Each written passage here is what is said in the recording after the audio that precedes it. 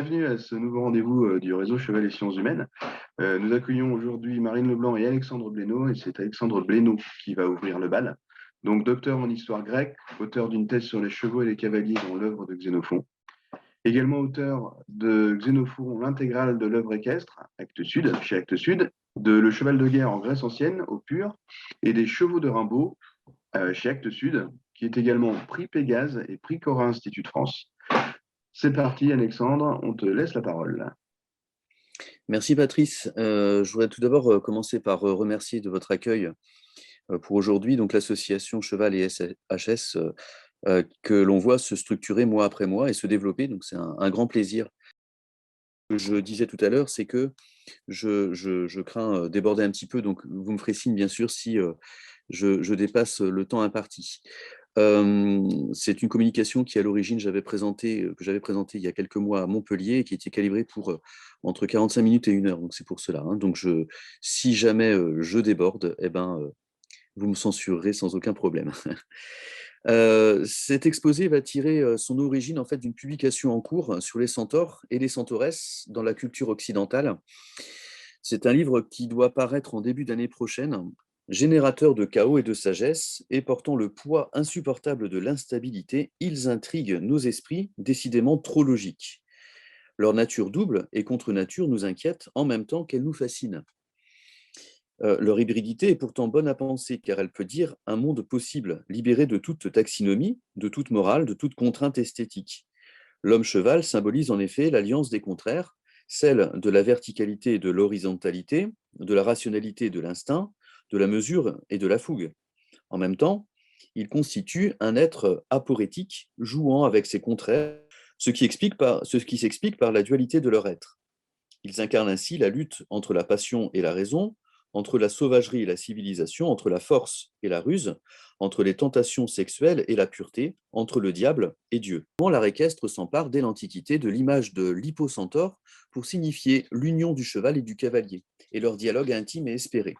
Ainsi, par exemple, Xénophon, au IVe siècle avant Jésus-Christ, avait utilisé cette figure pour illustrer l'harmonie du cavalier et de son cheval. En somme, un centaure en deux parties. Nombreux sont d'ailleurs les auteurs, antiques ou médiévaux, à avoir considéré que ces hippocentaures étaient certainement des cavaliers. Dans une première partie, je tenterai de décrire comment, Patrice, si tu peux faire passer la deuxième diapo, s'il te plaît. Merci. Dans une première partie, je tenterai de décrire comment la figure du centaure a été utilisée de manière surtout illustrative à l'époque des premiers traités d'art équestre. Dans un deuxième temps, j'essaierai de mettre en valeur le fait que Chiron, au XVIIe et XVIIIe siècle, devient peu à peu un maître écuyer. J'analyserai la figure du centaure aujourd'hui, qui se réfère notamment aux questionnements moraux et philosophiques sur la place de l'animal dans nos sociétés, et qui est utilisé aussi dans les spectacles équestres s'interrogeant sur les rapports entre humains et non-humains. C'est au moment de la Renaissance italienne qu'ont été écrits les premiers traités d'art équestre modernes, notamment en Italie où des écoles d'équitation apparaissent. Mais alors qu'au même moment on redécouvre les textes de l'Antiquité, la figure du centaure n'est pas systématiquement utilisée dans les deux traités équestres rédigés par les fondateurs des écoles d'art équestre de Ferrare et de Naples, Cesare Fiaschi et Federico Grisone. Patrice, si tu peux passer à la diapo suivante. Voilà. Voilà ce que dit Fiaschi, par exemple. La diapo suivante. Grisone à Naples enseigne donc: vous devez noter que, combattant votre ennemi, il est besoin de regarder la main dont il tient l'épée et prendre garde à son cheval et au vôtre. Diapo suivante, s'il te plaît. Dans le livre de Claudio Corte, Il Cavalarizzo, ce traité équestre publié à Venise en 1562 et qui connaîtra une très grande célébrité en Europe, les références antiques sont encore plus présentes. Corte s'appuie notamment sur l'enseignement de Xénophon. Cet auteur est cité dans de très nombreux chapitres de son ouvrage, et dans l'introduction de son livre, il consacre quelques paragraphes au centaure. Donc c'est un autre auteur italien que Claudio Corte, donc celui-ci c'est Caracciolo, qui publia en 1566 un livre d'équitation qui lui aussi sera très diffusé en Europe et très célèbre, qui s'appelle La Gloria del Cavallo, et il contient, à l'instar du livre de Corte, de nombreuses pages où la compétence équestre est désormais inséparable de la maîtrise des arts et des lettres. Les connaissances techniques sont de même inséparables de leurs références savantes et morales. Le conseil donné par Fieschi et Grisonnet, qui vise à rechercher l'harmonie entre l'homme et le cheval, l'image du centaure intervient, figure archétypale de l'art équestre, mais aussi d'un certain art de gouverner. Si tu peux avancer un petit peu, Patrice, sur la diapo suivante. Voilà, sur la citation concernant Cavendish, dont je disais hein, qu'il s'intéressait aussi à la figure du centaure. Et donc voici la citation que vous avez devant vos yeux. Donc, que voyons-nous de plus beau et de plus divertissant qu'un cheval allant en ses différents airs et qu'une si excellente créature, avec tant de vivacité et de force, obéit si ponctuellement à celui qu'elle porte et qu'elle semble n'avoir de volonté que la sienne, et que, comme le centaure, le cheval et le cavalier n'est qu'un corps et qu'un esprit. Il me semble possible d'associer ce conseil à ce que l'on trouve dans un passage de Hamlet où Shakespeare met en scène un Français qui, je le cite, était un cavalier magique. La figure du centaure est utilisée pour mettre en valeur les qualités équestres des cavaliers et leur capacité de diriger avec autorité leur monture. Le poète Ben Jonson composera une épigramme en ce sens, en l'honneur de l'écuyer William Cavendish. Quand d'abord, monseigneur, je vous ai vu sur votre cheval provoquer son courage et commander sa force à tous les usages du champ et de la course, j'ai cru lire dans l'art antique de la trace et j'ai vu un centaure dans les contes de la Grèce. Ainsi, votre cheval et vous sembliez être de la même trempe. La suite du poème fait référence à Persée, chevauchant Pégase, et à d'autres mythes antiques inspirés de l'œuvre de Virgile. D'ailleurs, dans l'édition de son livre publié à Anvers en 1658, Cavendish avait inséré au début de volume des frontispices extraordinaires où on le voit juché sur le cheval ailé, ou bien encore, comme vous le voyez, hein, sur un char tiré par 2 centaures, entourés de chevaux se prosternant devant ce maître de l'art équestre. Voilà, la diapo suivante, donc on peut faire la comparaison des deux, et on voit bien qu'il y a une corrélation entre les deux images. Plus spécifiquement, au fur et à mesure que se construisent et se développent les savoirs équestres à l'époque moderne, une figure centauresque va particulièrement être utilisée, c'est celle du centaure Chiron. Dans l'antre du sage centaure, chaque héros devait recevoir la noble éducation fondée sur la philosophie des anciens, qui comportait par ailleurs le maniement des armes pour la guerre et pour la chasse, mais aussi les arts. Ainsi, par exemple, Fénelon, dans son Dialogue des morts, utilise la figure de Chiron pour illustrer la fonction de précepteur, divulguant une sagesse morale ainsi que tout un ensemble de savoirs. De même, le Rousseau et ses disciples avaient orné d'allégories centauresques la galerie du château de Fontainebleau. L'artiste italien s'inspirait, comme beaucoup d'autres depuis la Renaissance, du texte de Philostrate, donc, issu de la galerie des tableaux, Philostrate étant un auteur du IIIe siècle après Jésus-Christ. Je vous lis simplement ce qui est en gras sur le texte. Hein. Ceci se passe à l'entrée de la caverne, mais vois dans la plaine ce cavalier, cet enfant sur le dos du centaure, c'est toujours Achille. Chiron, son maître d'équitation, lui sert de monture, mesure la vitesse de sa course aux forces de l'enfant, et celui-ci, riant aux éclats dans l'excès de sa joie, le centaure se retourne, lui sourit et lui dit presque « Vois comme je piaffe sans l'aide du fouet, vois comme je m'excite moi-même en ta faveur. Tu ne rirais pas si tu montais un cheval fougueux, exercé par moi sans rudesse et devenu habile à manier le cheval, tu seras porté un jour par Xanthos et Balios. » La diapo suivante, s'il te plaît, Patrice. Dans l'ouvrage Philostrate ou tableau de plate peinture, publié à Paris chez les veuves Abel, Langelier et Guillemot, de 1614, se trouve, à la page 288, une gravure sur laquelle on aperçoit Achille monté sur Chiron, qui reproduit donc le texte du sophiste. Le centaure tient dans sa main droite un arc et Achille s'agrippe à son bras gauche. Chiron semble se retourner de façon bienveillante pour apprendre l'art de l'équitation à l'adolescent. C'est, me semble-t-il, la première représentation d'un Chiron à la fois précepteur et écuyer. Cet ouvrage a connu une très importante postérité, dédiée à Henri II de Bourbon, à la date où Louis XIII obtient sa majorité et peut donc gouverner. Ce livre comporte une dimension symbolique qui met en valeur, dans un royaume dorénavant pacifié, l'importance de la pédagogie et des arts. Cette représentation d'un Chiron écuyer et cheval tout à la fois a inspiré un certain nombre d'artistes à l'époque moderne. Ainsi, à la diapo suivante, on peut apercevoir une huile sur bois de Pierre-Paul Rubens qui constituait le modèle d'une tapisserie sur l'éducation d'Achille représentant Chiron portant le héros.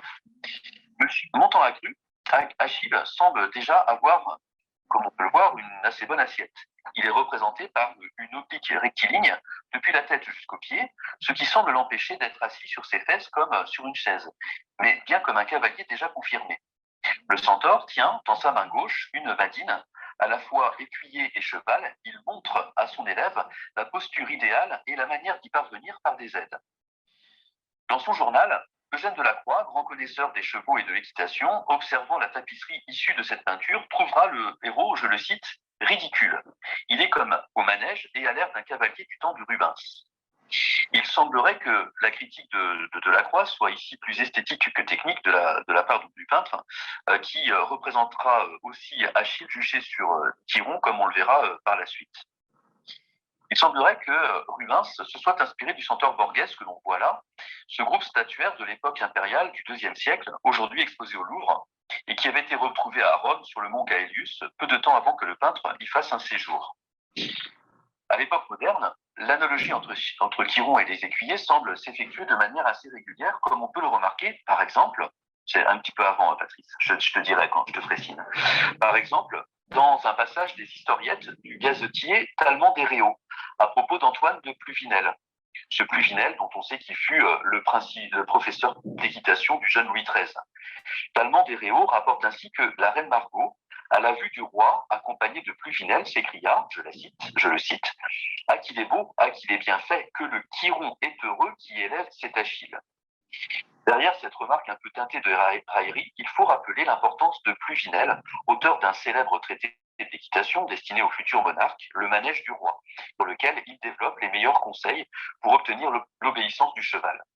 René de Menou, qui rédigera une dédicace au traité de Pluvinel, écrira que celui-ci avait plus dressé d'hommes et de chevaux que tous ceux qui s'en sont mêlés depuis 100 ans. Une manière de signifier que l'art équestre fondé sur la maîtrise de soi est semblable à l'art de gouverner les hommes. Or, il est intéressant de constater, grâce aux travaux de Bertrand Tessandier, que dans le cadre de l'idéologie du pouvoir du roi Louis XIII, et c'est la diapo suivante, la figure du centaure Chiron est souvent convoquée. Ainsi, dans 2 compositions extraites de l'ouvrage de l'ingénieur militaire Sébastien Ponto de Beaulieu, intitulé Les glorieuses conquêtes de Louis le Grand, le roi se trouve représenté en sage centaure. Dans une image se référant au mythe d'Hercule, avec la cognée et la peau du lion de Némée, on observe 2 Chirons Louis XIII, l'un de face, l'autre de dos, encerclant le titre royal. Une manière de signifier un roi, maître de lui-même, dirigeant avec sagesse ses sujets, et peut-être se référant à l'enseignement de Pluvinel, son maître écuyer. Jean-Baptiste de Champaigne, à la diapo suivante, reproduit lui aussi cette leçon d'équitation donnée par Chiron sur un des panneaux décorant le plafond de la chambre du dauphin au palais des Tuileries. Sur cette scène, on aperçoit le même dispositif que l'on trouve sur la peinture de Rubens. Dans une carrière, le centaure porte le héros sur son dos. Se tournant légèrement vers lui, il le regarde avec une autorité sereine. Il tient un fouet dans la main droite et s'apprête à corriger un cheval attaché à un piquet. Les spectateurs observent la scène derrière une barrière. Cette scène s'inscrit dans un cycle de plusieurs peintures montrant différents aspects de l'éducation d'Achille, que je vous montre juste pour le plaisir. Il y a une série d'images que l'on peut voir par la suite. Donc, par exemple, la course de char, mais encore, si on continue, le tir à l'arc. Je crois qu'il y en a une dernière. Voilà, la leçon d'armes. Ce modèle d'un Chiron écuyer trouvera son apothéose grâce à Charles Parrocel, qui réalisa notamment le frontispice de l'école de cavalerie de François de la Guérinière. Ce traité d'art équestre renommé se trouvait ainsi sous l'égide du plus sage des centaures. Luc de Goustine a donné une description très précise de ce frontispice et je le cite pour justement la description. Chiron, porteur de la lyre d'Apollon, lève une main curieusement à l'équerre pour désigner à l'élève qui le chevauche la bannière école de cavalerie, qu'affiche huit poutis ailés.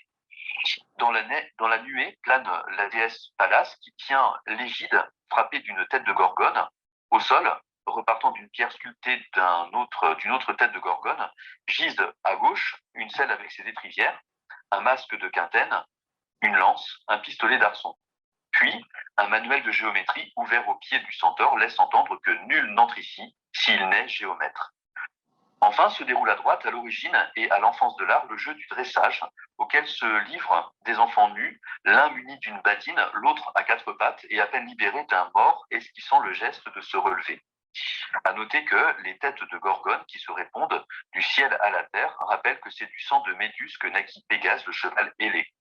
Et retenir enfin que, dans la niche élevée du manège, le cheval de pierre manie comme le centaure Chiron lui-même l'épaule en dedans, qui permet d'augmenter la souplesse et l'obéissance du cheval. Ce frontispice est un programme qui dévoile, par la technique des corps, par la main légère, par l'usage d'un savoir équestre approfondi, l'excellence sociale et morale, humaine et cavalière, comme le constatait à juste titre Daniel Roche. Le sage centaure de Charles Parrocel pourrait en effet résumer tous les questionnements relatifs à l'enseignement de l'équitation de l'époque moderne. En effet, écuyer et cheval lui-même, il dresse par exemple l'apprenti cavalier qui apprend la juste posture. Dans un même mouvement, il dresse le cheval, l'incitant à être au rassemblé, c'est-à-dire que ses postérieurs sont ramenés sous le corps et les hanches sont abaissées. Les conditions sont favorables alors pour déployer les exercices plus ou moins difficiles jusqu'à ceux de haute école. Ainsi, du XVIe au XVIIIe siècle, Chiron est devenu un des maîtres de l'art équestre. Comme il sait dresser lui-même, il enseigne par la parole, par les gestes et par la posture les savoirs de l'équitation. Il sait en effet, plus que tout autre, l'unité secrète de l'homme et du cheval et l'art de les unir. Au XIXe siècle, des peintres de talent continuent de s'emparer de ce thème de l'éducation d'Achille par Chiron. Ainsi, si tu peux passer la diapo suivante. Alors, c'est d'abord les représentations de Eugène Delacroix dont je parlais tout à l'heure. On peut remarquer donc chez Delacroix que le héros et Chiron sont représentés de dos, ce qui permet de montrer l'excellente assiette de l'élève. Si on peut passer à la diapo suivante, on voit aussi un dessin en graphite de Vernet sur lequel on voit le geste délicat du centaure qui tient Achille par la taille, à la fois pour le guider et tuer le brocard, mais aussi pour maintenir son assiette. Par ailleurs, durant ce XIXe siècle, le centaure apparaît encore et toujours comme l'idéal du cavalier associé à sa monture. Ainsi, par exemple, Eugène Fromentin, ce peintre, écrivain et grand amateur de chevaux et d'équitation arabe, pouvait remarquer que les fantasias formaient un spectacle unique comme tout exercice équestre. Il est fait pour montrer, dans leurs moments d'activité commune et dans leur accord, les deux créatures les plus intelligentes et les plus achevées par la forme que Dieu ait faite. Alors, le texte fondamental est le suivant. Séparez-les, on dirait que chacune d'elles est incomplète, car ni l'une ni l'autre n'a plus son maximum de puissance. Accouplez-les, mêlez l'homme au cheval, donnez au torse l'initiative et la volonté, donnez au reste du corps les attributs combinés de la promptitude et de la vigueur, et vous avez un être souverainement fort, pensant et agissant, courageux et rapide, libre et soumis. Fromentin associe là des réflexions esthétiques et équestres et semble se référer à des auteurs antiques, peut-être ici à Xénophon, et il y a un passage de la Cyropédie dans lequel Xénophon donc imagine le couple cavalier-cheval comme un centaure en deux parties. Parallèlement aux réflexions de Fromentin, le comte Savary de Lancôme-Brève publia en 1860 sa théorie de la centaurisation qui suscita dans l'armée française un assez grand intérêt. Il en expliquait les principes. Je ne vais peut-être pas tout vous lire, c'est un petit peu long, mais il évoquait ici la centaurisation comme étant l'application exacte du travail harmonieux des moyens du cavalier, la main, le corps et les jambes ayant pour guide la marche du centre de gravité du cheval. Ainsi, après que le cavalier commence à se rendre maître des mouvements du cheval, l'instructeur doit lui indiquer sommairement et le plus élémentairement possible que le cheval est doué, comme lui, de facultés intellectuelles qui dirigent ses actions.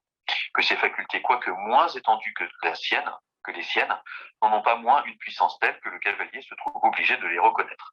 Il ne suffit pas de savoir conduire le corps de l'animal, qu'il faut savoir être maître de sa volonté afin de n'avoir pas à lutter avec lui. Or, l'instructeur ne doit pas ignorer que la volonté du cheval s'obtient sans contrainte, si dans l'application du travail des agents, le cavalier sait mettre le degré voulu de sollicitation ou d'opposition. Finalement, j'ai tout lu. Cette théorie révèle ainsi un changement de perspective. Le cheval possède des qualités propres et constitue donc une des parties agissantes du centaure. Cette figure mobilise donc les officiers de cavalerie qui considèrent alors que cette unité morale et physique du cavalier et de son cheval est une condition indispensable au relèvement d'une nation. En effet, écrit Daniel Roche, la centaurisation de la cavalerie devient alors, à ce moment-là, un élément du patriotisme général. Jusqu'en 1870, cette pédagogie du centaure sera enseignée à tel point que des hussards semblent alors s'en plaindre, comme on peut le lire dans un passage d'un roman d'Émile Gaboriau, qui fait parler un hussard, et que je cite, mais que je ne crois pas avoir mis dans le diaporama. 1000 millions de tonnerres, j'y vois clair à la fin. Moi qui m'étais engagé pour servir glorieusement ma patrie, je suis tout simplement entré au service d'un cheval, de mon cheval. Encore ai-je bien le droit de l'appeler mon cheval, et n'est-ce pas lui plutôt qui pourrait dire mon cavalier? Toujours est-il que cette théorie de la centaurisation a un but utilitariste qui vise l'harmonie du couple homme-cheval et donc l'efficacité au combat. Je cite encore un petit peu Lancôme brève, sans union morale, sans union physique, il ne peut y avoir d'harmonie entre le cavalier et le cheval. Or, si cette double condition n'existe pas, il y aura des accords entre les deux êtres, c'est-à-dire des unions morales, des unions physiques.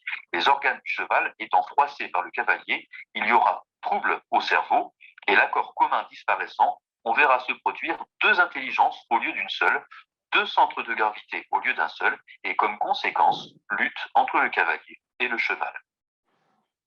Au début du XXe siècle, Jacques de Saint-Phal, dans l'avant-propos de la deuxième édition de son livre Dressage et emploi du cheval de selle, daté de 1904, écrivait lui aussi qu'il convenait de rechercher l'harmonie entre le cavalier et le cheval, tout en modérant toutefois la possibilité que la monture ait une quelconque intelligence.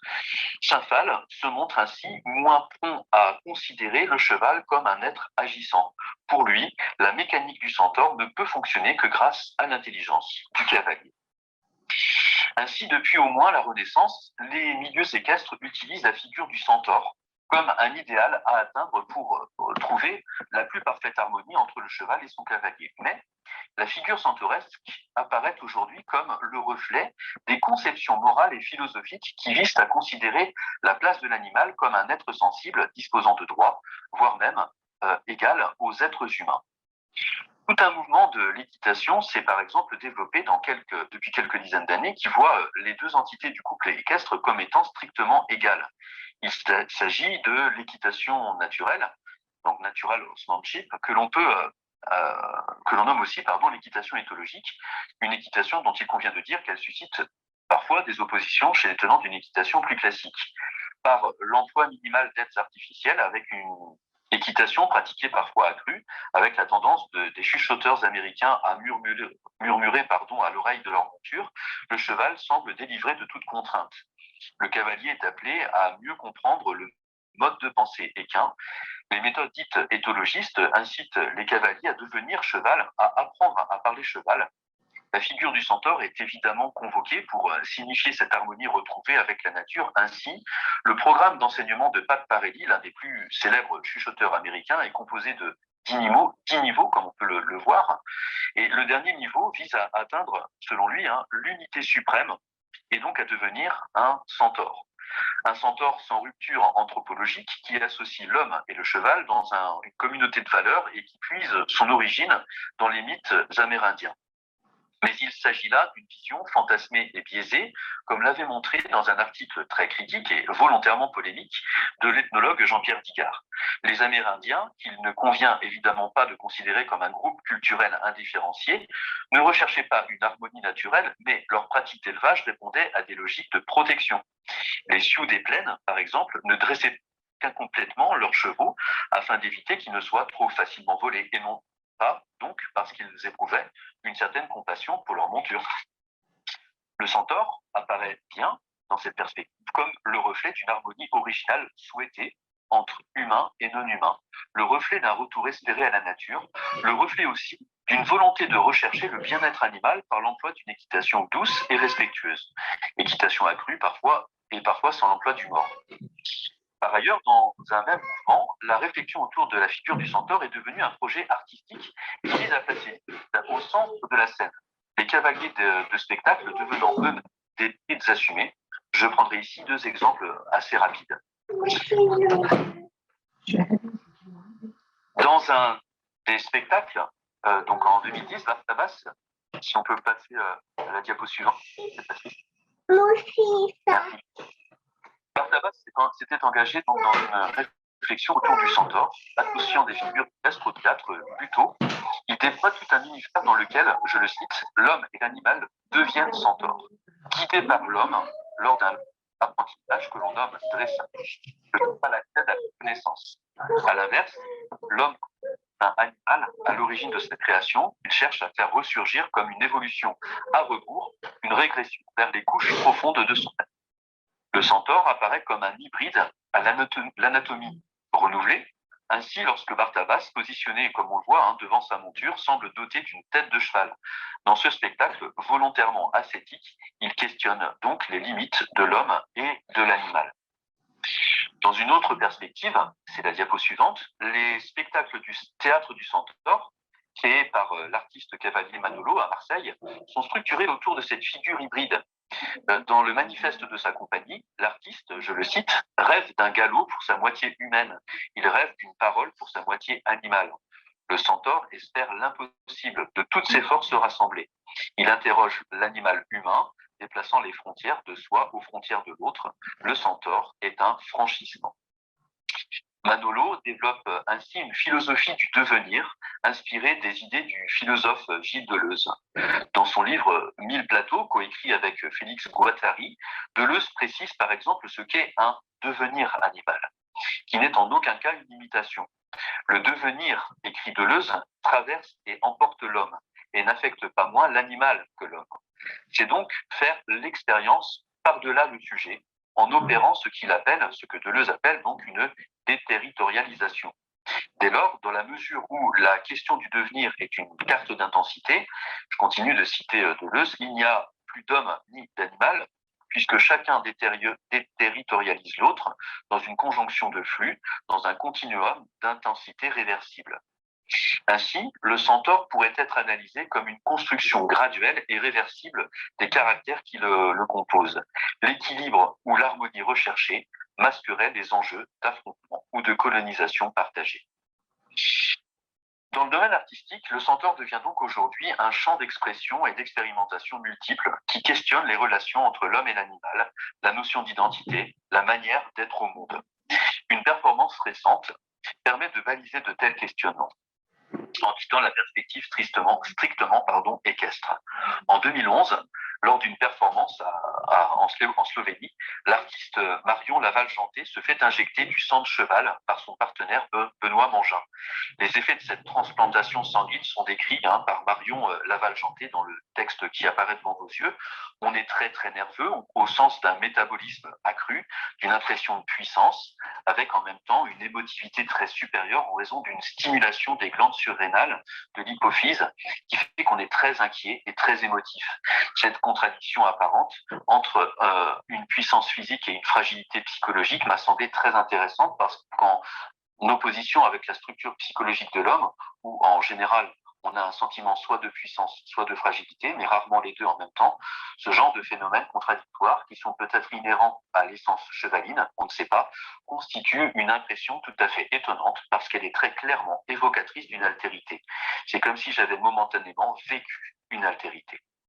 En somme, cette performance intitulée « Que le cheval vive en moi » permet à l'artiste d'éprouver cette extrême sensibilité équine et de devenir une centauresse. Après cette injection, l'artiste avait enfilé une paire de prothèses qui lui permettait de se trouver à hauteur d'un cheval. Elle était peut-être devenue alors partiellement jument, observant le monde du point de vue animal. Au-delà de cette expérience artistique, il conviendrait de s'interroger sur le statut du centaure au moment où se développent les biotechnologies et où l'on disserte sur l'homme augmenté. On le voit, la figure du centaure est aujourd'hui riche de nos renouvellements. Celui-ci incarne tout à la fois la contradiction et la complémentarité, mais aussi le dépassement d'une identité figée. Elle est l'espace d'une rencontre de deux devenirs. Le devenir homme du cheval et le devenir cheval de l'homme. Fondamentalement génératrice d'ambiguïté, elle est pour autant restée au fil des siècles une image positive dans les milieux équestres, en somme un modèle pour atteindre l'harmonie recherchée. Est-ce que j'ai encore 2 minutes? Oui, rapidement, oui. Alors, c'est pour ça, je voudrais juste terminer avec la diapo suivante, s'il te plaît, juste pour parler de ce tableau que je vais évoquer vraiment rapidement parce qu'il symbolise à mon sens vraiment l'ambiguïté qui définit le centaure depuis très longtemps. Donc c'est le tableau de Botticelli qu'on appelle Pallas et le centaure, qui avait été peint donc vers 1480 et qui semble avoir été un cadeau offert par Laurent le Magnifique à l'occasion du mariage de son cousin Lorenzo di Pier Francesco. Il ornait une chambre du palais de la Via Larga, aux côtés notamment du printemps du même Botticelli. Je le décris rapidement, et tu peux m'interrompre, hein, bien sûr, Patrice, si je suis un peu trop long, et j'en ai conscience déjà. Deux personnages occupent l'essentiel du tableau. Cette extraordinaire femme, presque en son centre, à la fois douce et martiale, douce par son incarnat et la finesse de ses traits, martiale par la luxueuse hache d'arbre qu'elle tient de sa main gauche, regardant dans le vide, n'exprimant rien, ou si peu. Elle saisit cette femme-là dans sa main droite, une boucle de cheveux sans violence et pourtant avec fermeté. Les cheveux qu'elle empoigne appartiennent à un centaure à la barbe fournie, au visage légèrement tourmenté, presque souffrant, le front un peu plissé, il a le regard vide et la bouche close.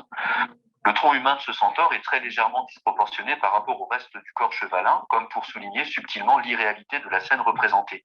Un corps équin, à la robe brune, massif, bombé, généreux, finalement presque féminin. À sa gauche, signifiant son antique création, se trouve un bâtiment de marbre en ruine sur lequel court un tapis de mousse. Loin derrière la femme, Pallas, au-delà d'une barrière de planches abîmées, s'étend un lac ou un bras de mer et l'évocation d'un paysage de petites collines.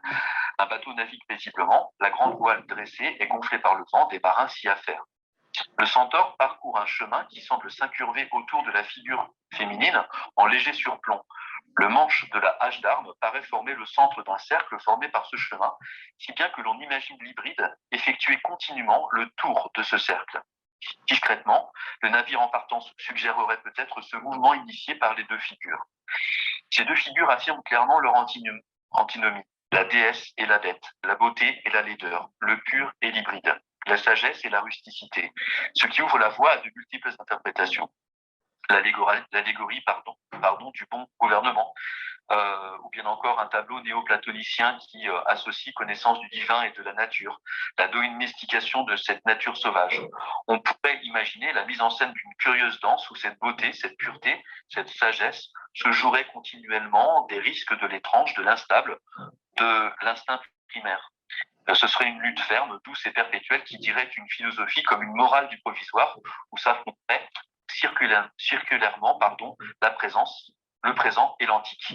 Le centaure de Botticelli résume ainsi tous les questionnements, à la fois esthétiques et moraux, relatifs à cet hybride. C'est ainsi qu'il est, depuis l'Antiquité, bon à penser et que constamment, il se métamorphose.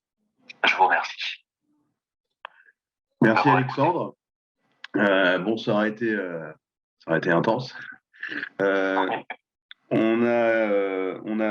C'est très intéressant, merci beaucoup. Moi, j'ai beaucoup aimé le lien qui est fait avec à la fois les pratiques de combat et la manière qui est envisagée de voir le centaure comme en fait l'absolu de la compréhension humain-cheval en vue du combat. Donc ça m'a beaucoup plu à titre personnel.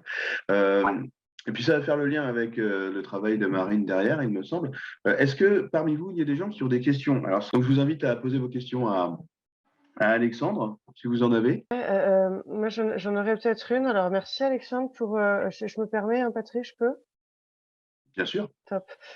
Moi, ce qui m'a intrigué, en fait, c'est quelque chose, alors pas complètement que sur la présentation, mais ce que j'aurais aimé déjà savoir, c'est en fait comment vous en êtes venu à questionner la figure du centaure. C'est-à-dire que c'est vrai que enfin, c'est ce qui permet certainement de faire le lien entre toutes les disciplines, mais entre l'histoire, le côté littéraire avec les chevaux de Rimbaud, etc. C'est vrai que je me suis demandé un peu comment est-ce que vous en êtes venu à questionner le centaure et pourquoi. Donc ça, c'était un peu ma première question. Ouais. Alors, rapidement, hein, pour éviter de prendre trop de temps, mais il y aurait beaucoup de choses à dire. En fait, comme le disait Patrice tout à l'heure, j'ai commencé mes recherches sur les chevaux à partir de Xénophon. Et c'était l'objet de ma thèse, hein. C'était donc sur les chevaux et les cavaliers dans l'œuvre de Xénophon. Il a écrit beaucoup de choses, et notamment il y a pour moi un texte emblématique dans un livre de Xénophon qui s'appelle la Cyropédie, où justement il va associer déjà dans l'Antiquité, hein, l'art équestre à cette figure de l'hippocentaure ou du centaure. Et ça m'a toujours intéressé de développer ces questions-là, à la fois dans une perspective historique et dans le cadre de l'Antiquité. Et il y a d'autres auteurs, enfin d'autres historiens que moi qui ont travaillé sur ces questions-là. Et je me suis dit que cette figure du centaure, elle était, à mon sens, fondamentale, à la fois dans l'histoire, mais aussi dans les autres disciplines, et particulièrement aussi l'histoire de l'art. Et en fait, ce que je vous ai montré aujourd'hui, c'est vraiment un aspect, et je pense qu'on pourrait consacrer une vie sur ces questions relatives au centaure et au lien avec l'art équestre. Je crois qu'il y a énormément de choses à voir et à imaginer là-dessus. Je ne sais pas si j'ai répondu à la Si, non, au lien avec l'art équestre, et puis aussi finalement, parce que c'est assez amusant et paradoxal de voir à quel point se chevauche en fait finalement quelque chose qui est issu des projections et des mythes grecs, donc quelque chose de totalement fictionnel, avec une pratique qui, elle, est tout à fait concrète et réelle en fait. Et c'est vrai que c'est moi cette question-là dans le centaure qui me perturbe toujours un petit peu, de voir comment est-ce que finalement on plaque quelque chose qui est complètement issu de la projection d'un mythe finalement sur une pratique réelle avec dessous cette espèce d'idéal de fusion homme-animal en fait. Comme si on n'était pas suffisamment entier tout seul. Il fallait qu'on fusionne avec le cheval, qu'on crée une espèce d'hybride. Et cette idée de fusion, elle est déjà présente, hein, donc chez Xénophon, donc déjà chez les auteurs de l'Antiquité, et ça revient ponctuellement dans mes recherches et dans mes lectures. Je me rends compte que c'est une sorte de fil rouge quand même, hein, depuis l'Antiquité, même si bien sûr il peut y avoir des variations au cours du temps. Je suis moins spécialiste de l'époque médiévale. Il me semble qu'il y a davantage une césure, mais là je dis ça vraiment avec précaution. Une césure, et c'est moins clair pour ce qui va concerner l'époque médiévale. Mais par contre, c'est vrai que ça revient à la Renaissance, comme je l'ai dit tout à l'heure, où là il y a cette idée de fusion importante, quoi. Et déjà, il y a beaucoup d'auteurs dans l'Antiquité qui ont alors sans aller jusqu'à la réflexion très poussée de Xénophon, mais qui ont associé les hippocentaures aux cavaliers, en essayant de déconstruire le mythe et en se disant que les hippocentaures, finalement, plutôt que de personnages mythiques, de figures mythiques, ça serait à l'origine des cavaliers thessaliens qui donc se seraient ensuite transformés en mythes, quoi. Mais voilà. Ça c'était mon autre question, c'est qu'en fait justement, qu'est-ce que vous pensiez du fait que donc cette origine mythique aurait pris place dans la vision de l'ennemi en fait, qui est un peu mythifiée aussi, c'est-à-dire que l'ennemi qui arrive à cheval, donc pour les peuples grecs, ça pouvait être les Thessaliens, les Sauromates, enfin. Oui, ce serait l'origine déjà dans vos recherches en fait. Oui. Il faut rappeler que dans l'Antiquité grecque, d'une manière anthropologique, hein, les Grecs se ressentaient au centre du monde. Et en fait, tout autour du monde grec, il y avait le monde barbare. Et c'était pas péjoratif, hein, bien sûr, c'était le monde autre. Et en fait, il y a très vite s'est construit, s'est cristallisé une figure essentielle chez les Grecs, qui est la figure du combattant à pied, du fantassin, hein, très lourdement armé, qu'on appelait l'hoplite, qui était très courageux, mais qui avait aussi, avec lui des valeurs de courage, et puis il travaillait, il combattait en ligne, donc il y avait aussi l'idée de collaboration avec les autres soldats, donc les autres citoyens. Donc cette figure est très forte et très centrale et très emblématique du monde grec de l'époque classique. Et donc en opposition, c'est cristallisé, et on le voit chez les auteurs comme d'ailleurs Xénophon ou Hérodote, hein, des figures de combattants barbares qui eux sont à cheval. Et le cheval, ou le cavalier, pardon, c'est un autre guerrier.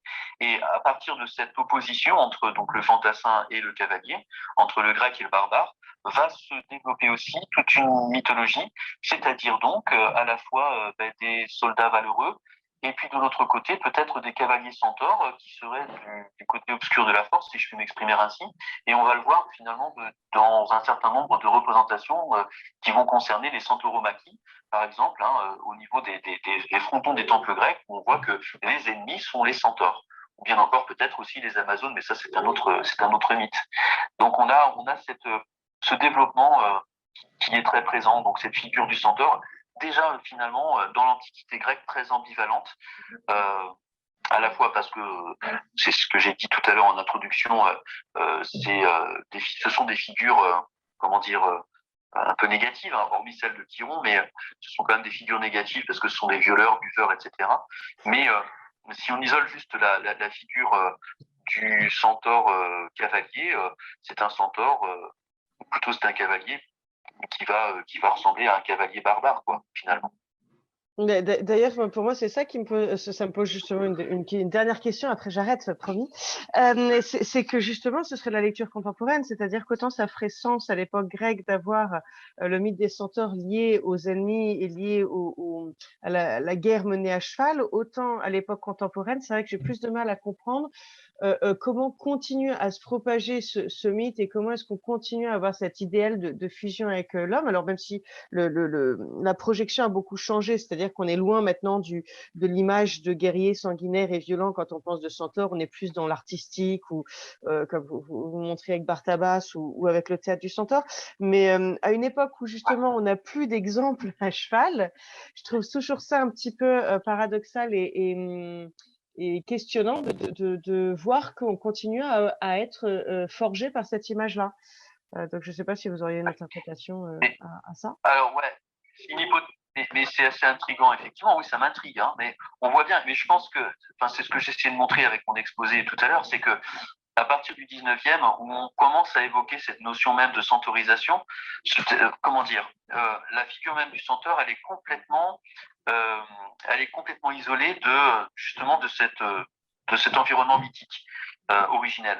C'est-à-dire que le centaure est une espèce de figure qui est une sorte de construction et qui devient de plus en plus positive. C'est ce que je remarque aussi, et j'ai pas pu tout dire évidemment parce que le temps nous a manqué, mais je me rends compte que plus on avance vers aujourd'hui, on s'en rend compte à partir d'ailleurs de la deuxième moitié du XXe siècle, plus on se rend compte que le centaure, que ce soit dans les romans de fantasy ou dans d'autres romans ou etc., ce centaure apparaît comme étant une figure vraiment positive.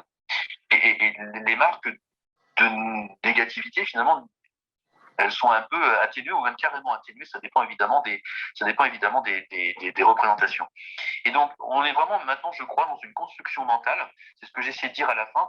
Une construction mentale, le centaure apparaît vraiment comme la tentative de rapprochement extrême entre le cavalier et sa monture, sans qu'il y ait, comme je le disais tout à l'heure, de rupture entre les deux. Ça devient presque deux entités égales, et donc avec une sorte de centaure parfait et qui vise vraiment une harmonie parfaite, quoi. C'est exactement ça. Mais c'est vrai que c'est des hypothèses qu'il va falloir qu'on continue de creuser.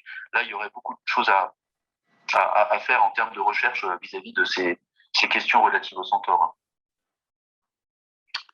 Eh ben, merci beaucoup. C'était un très intéressant exposé. Maintenant, nous allons passer à Marine Leblanc, donc, qui est doctorante en STAPS, qui termine sa thèse au laboratoire Motricité, Interaction, Performance à Nantes, et qui donc fait un projet qui est à la base à l'initiative de l'IFCE afin de comprendre la pratique des écuyers experts dans le travail à la main avec les chevaux sauteurs. L'idée étant de concevoir des outils de formation à destination des écuyers et des cadres sportifs. Et va également présenter un article dans la revue Équidé qui sortira au mois de décembre. Marine, c'est à toi. Merci Patrice. Donc en fait là je vais présenter comme tu viens de le dire, un article mais qui est déjà paru en fait en décembre 2021 et du coup qui est paru dans la revue Équidé, donc qui est la revue qui est une revue de l'IFCE. Ils envoient une newsletter tous les mois avec des articles qui ont pour but en fait de vulgariser un petit peu les sciences et à destination du grand public. Et donc, mon article s'intitule « L'expérience du contact chez des écuyers experts dans le travail à la main avec des chevaux sauteurs ».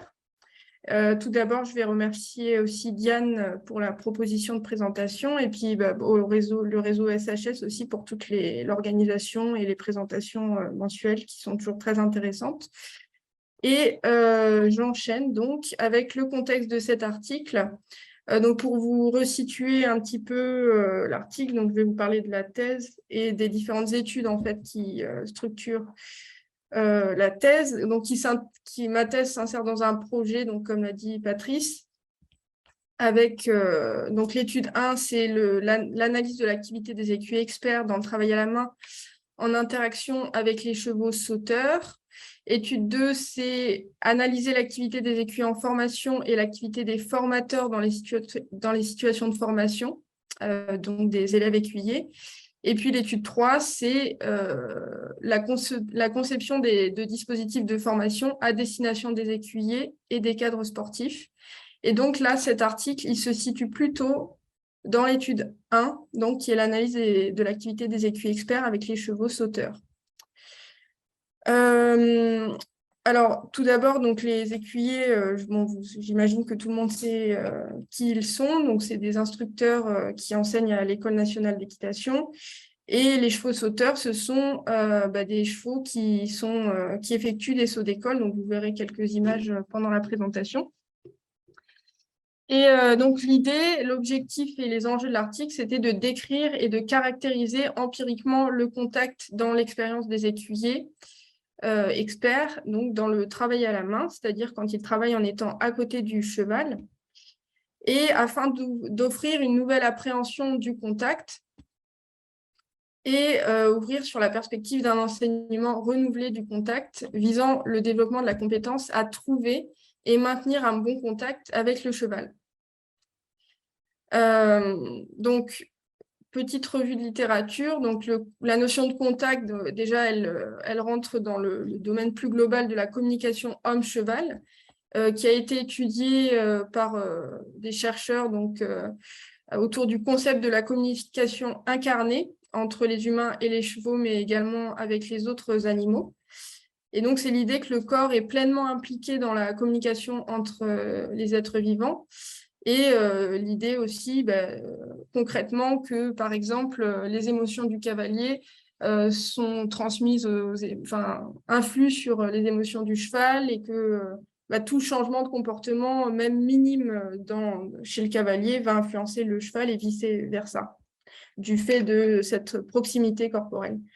Et d'ailleurs, on est un peu dans le thème, c'est bien qu'il y ait eu la présentation avant sur le centaure, parce qu'avec cette idée-là, on est dans le thème.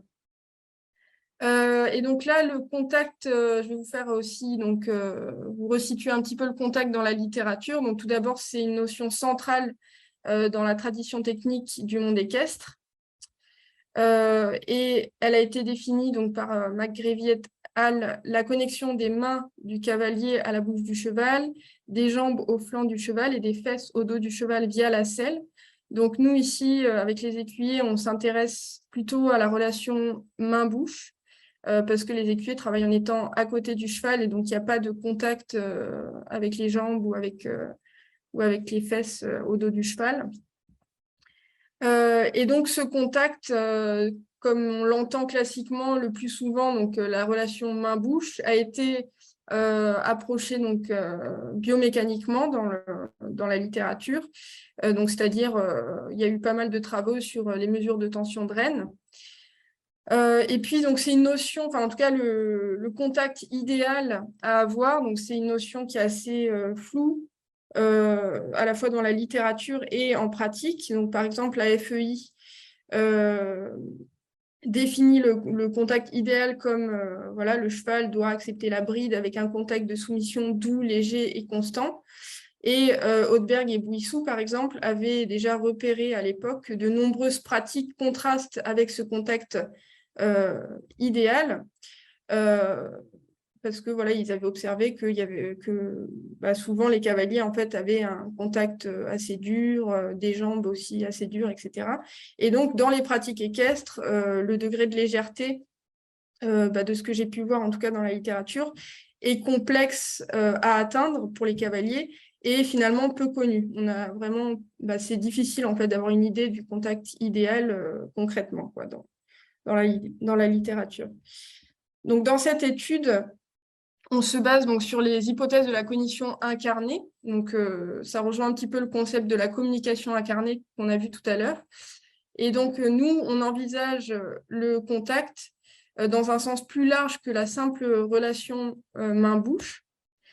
Et donc, notre hypothèse dans l'étude de cet article, c'est que le contact implique tout le corps de l'écuyer et relève du toucher dynamique, c'est-à-dire une forme de toucher où l'écuyer explore et recherche des perceptions. Voilà, c'est actif et non passif. Et donc,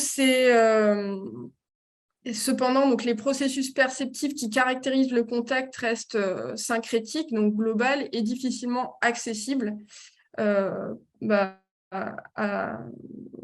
c'est difficilement verbalisable pour les écuyers. Donc, le travail à la main avec les chevaux nous a finalement offert une situation d'étude prometteuse pour accéder à ces dimensions implicites.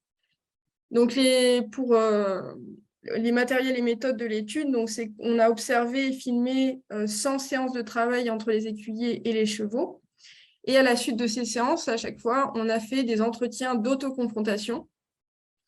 Donc, c'est-à-dire qu'on confronte les écuyers aux enregistrements vidéo de leur comportement en situation. Et l'idée, c'est de les remettre en situation pour qu'ils soient à l'aise pour nous montrer, commenter, raconter ce qu'ils faisaient, ce qu'ils pensaient, ce à quoi ils étaient sensibles à chaque instant pendant la séance. Et ça nous a permis d'avoir un accès à ce qu'on appelle la conscience pré-réflexive, c'est-à-dire la conscience dans l'action, quoi. Donc, ce qu'ils ont réellement fait en fait au moment où ils travaillaient avec le cheval. Et donc, ça nous donne accès à leurs préoccupations, leurs émotions, leurs perceptions, leurs attentes vis-à-vis du cheval, leurs actions, les connaissances aussi qu'ils vont mobiliser dans l'action. Et parallèlement à ces entretiens, j'ai tenu un journal ethnographique dans lequel je notais des observations de séances qui me paraissaient pertinentes. Et puis aussi des entretiens que j'ai eus informels avec les écuyers qui viennent compléter en fait les données des entretiens.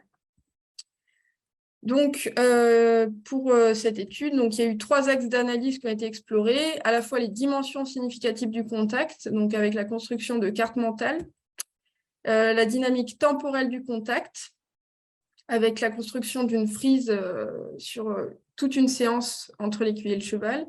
Et puis, on a exploré aussi les dimensions intersubjectives du contact. Donc, la carte mentale, elle a été construite sur la base de 30 entretiens et du coup, qui étaient focalisés sur la notion de contact, c'est-à-dire qu'à chaque fois que l'écuyer parlait du contact, dans l'entretien, j'essayais de creuser un petit peu avec lui ses perceptions, les connaissances qu'il avait mobilisées, etc. On essayait vraiment de creuser cette notion de contact. Et une fois que j'ai eu tous ces entretiens-là, on a catégorisé en fait le verbatim des entretiens des écuyers en 3 catégories qui émergent en fait de notre programme de recherche. Donc, sur ce qu'on appelle un objet théorique de notre programme, c'est le cours d'expérience, en fait, où il y a donc il y a 6 composantes de l'activité d'un acteur en situation. Donc là, on en a pris 3. Donc, c'est les actions de l'écuyer, ses perceptions et puis les connaissances qu'il va mobiliser dans l'action, enfin dans la situation. Et donc, pour vous donner un exemple, ça nous a permis de comprendre ce que l'écuyer appelle un contact vibrant, par exemple. Quand le cheval est vibrant, il est léger, mais présent, pas lâché. Donc, il y a de la légèreté, mais de la tension aussi. Donc, il doit être sur place, léger, mais si on le laisse faire, on doit le sentir prêt à avancer. Et dans les postérieurs, on sent qu'il y a beaucoup d'activité. Si on demande un mouvement, ça part vite et bien. Voilà, donc ça nous a permis en fait d'avoir accès de façon plus concrète en fait déjà au vocabulaire qu'employaient les écuyers et puis à leur vécu dans différentes situations. Donc ensuite, il y a eu la construction de la frise d'une séance. Et donc, pour construire cette frise, Et donc, cette analyse en fait dynamique du contact, on a analysé la conscience pré-réflexive et le comportement de l'écuyer. Donc là, on s'est basé sur les entretiens d'autoconfrontation et puis les observations de la séance, les observations vidéo, et puis voilà. Et donc, on a également analysé la conduite du cheval et on a fait des inférences sur le point de vue du cheval. Donc, pour ça, on s'est appuyé sur des outils de l'éthologie compréhensive, c'est-à-dire qu'on s'appuie sur les outils de l'éthologie classique, donc par exemple les éthogrammes qui nous permettent de comprendre le comportement du cheval, et compréhensive, c'est-à-dire qu'on va inférer par exemple des intentions du cheval voilà, au sein de la séance. Et donc, conjointement, ces deux analyses nous ont permis de faire des hypothèses, hein, c'est toujours des hypothèses, surtout en ce qui concerne le cheval, sur les moments de convergence, de divergence et de tension entre l'écuyer et le cheval au cours de la séance. Et donc, sur cette base-là, on a construit une frise qui retrace la fluctuation entre les différents moments de convergence, tension, divergence. Donc là, les moments de convergence, ça se traduit par donc quand la conduite du cheval correspondait aux attentes de l'écuyer et quand le cheval semblait réactif et avoir compris la demande de l'écuyer. Les moments de tension, donc c'était quand la situation était inconfortable pour l'un des deux et que ce dernier montrait des signes d'impatience. Et puis les moments de divergence, c'est lorsqu'il y avait un désaccord entre les deux et une forme de rupture momentanée dans la connexion entre l'écuyer et le cheval. Et pour finir, donc on a exploré donc les dimensions intersubjectives du contact. Et donc pour ça, on a analysé les inférences de l'écuyer sur le point de vue du cheval, parce qu'on s'est rendu compte qu'à travers le contact, l'écuyer avait tendance à inférer le point de vue du cheval. Et on a croisé ça avec l'analyse de la conduite du cheval et donc les inférences sur le point de vue du cheval, comme on l'avait fait sur l'analyse de la frise. Et ça nous a permis de caractériser qualitativement les dimensions intersubjectives du contact, dont les affinités entre l'écuyer et le cheval, et puis l'accord intersubjectif qui s'est construit dans le temps entre l'écuyer et le cheval. Donc les résultats sont que le contact, c'est une configuration perceptive complexe qui déborde la relation main-bouche, c'est-à-dire que le contact, eh bien, il est multimodal et donc il ne se limite pas à la relation main-bouche. À travers le contact, l'écuyer a des perceptions qui rendent compte de l'équilibre, de l'impulsion et de la cadence du cheval. Et donc, à travers des modalités perceptives et ou somesthésiques différentes, c'est-à-dire, par exemple, l'aperçu de la forme du dos du cheval, l'écoute du rythme des sabots au sol, une perception fine dans la main de l'écuyer, la capacité à sentir les propres parties de son propre corps, de l'écuyer, dans l'espace, ainsi que son propre équilibre. Donc, c'est des dimensions très, très globales, au final, ces perceptions. Et donc, ces perceptions sont couplées aux actions à la fois du cheval et de l'écuyer qui influencent mutuellement le contact. Et les actions de l'écuyer vont jouer à la fois sur l'impulsion du cheval, sa cadence, son équilibre et ses émotions.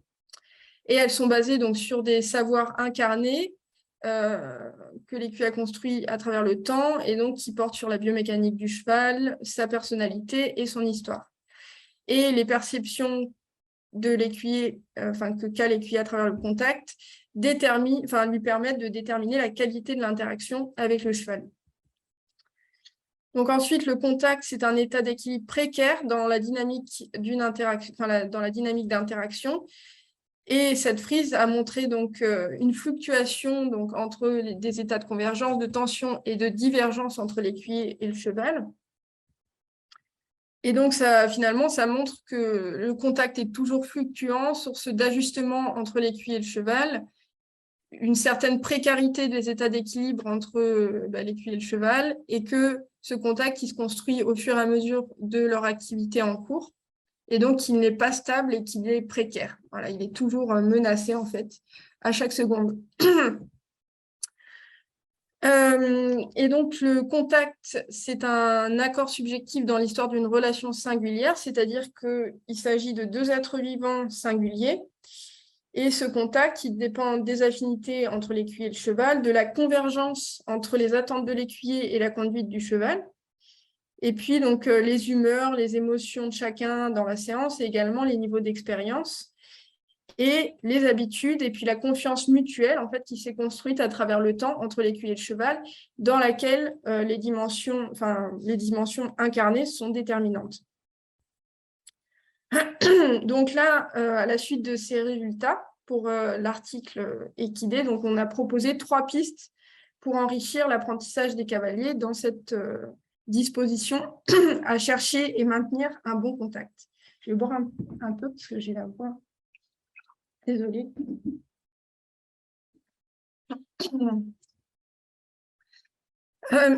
Donc, voilà. Donc, premièrement, donc, si on revient sur les résultats, au lieu de chercher le bon contact en se focalisant sur la bonne tension des rênes, les écuyers cherchent les conditions qui permettent ce bon contact. Et donc, ils se focalisent sur l'équilibre, l'impulsion, la cadence du cheval. Le contact, c'est donc des perceptions, se traduit par des perceptions qu'ils accueillent dans la main, certes, mais aussi dans tout le corps de façon globale. Et cette qualité du contact qui est globale détermine la qualité de l'interaction avec le cheval. Et donc, comme je l'ai dit précédemment, le contact est dynamique, c'est un état d'équilibre menacé à chaque seconde que l'écuyer tente de maintenir avec le cheval dans un jeu d'action-perception continue. Alors maintenant, une piste d'application pratique pour les cavaliers. Donc, ne pas se focaliser uniquement sur la relation main-bouche. Être attentif à l'impulsion du cheval, c'est-à-dire sa capacité à répondre vite et bien à la moindre demande, son équilibre, donc la bonne répartition du poids du cheval au niveau latéral et longitudinal, et à sa cadence, donc la régularité du tempo du posé de chaque membre du cheval. Essayez, une fois qu'on a perçu le bon contact, donc qui est une perception globale, de l'entretenir par petites touches au bon moment et de le laisser vivre en étant à l'écoute de ses perceptions.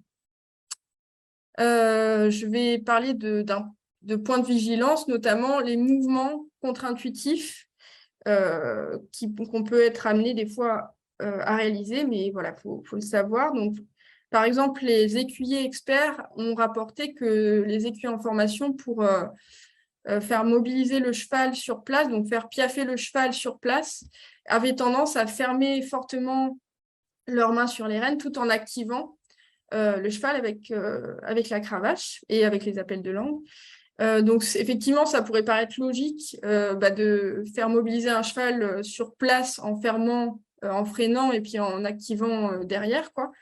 Mais de manière contrastée, voire opposée, les écuyers experts, eux, gardent plutôt la main relativement ouverte sur les rênes dans l'idée de faire mobiliser le cheval sur place, en agissant par petites touches vers le haut et en jouant avec l'impulsion du cheval et son envie d'avancer et de ne pas rester sur place. Donc, en effet, les écuyers expliquent qu'il ne faut pas verrouiller si on veut garder l'impulsion et laisser passer devant.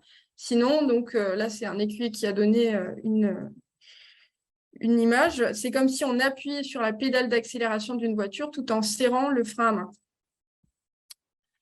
Donc, pour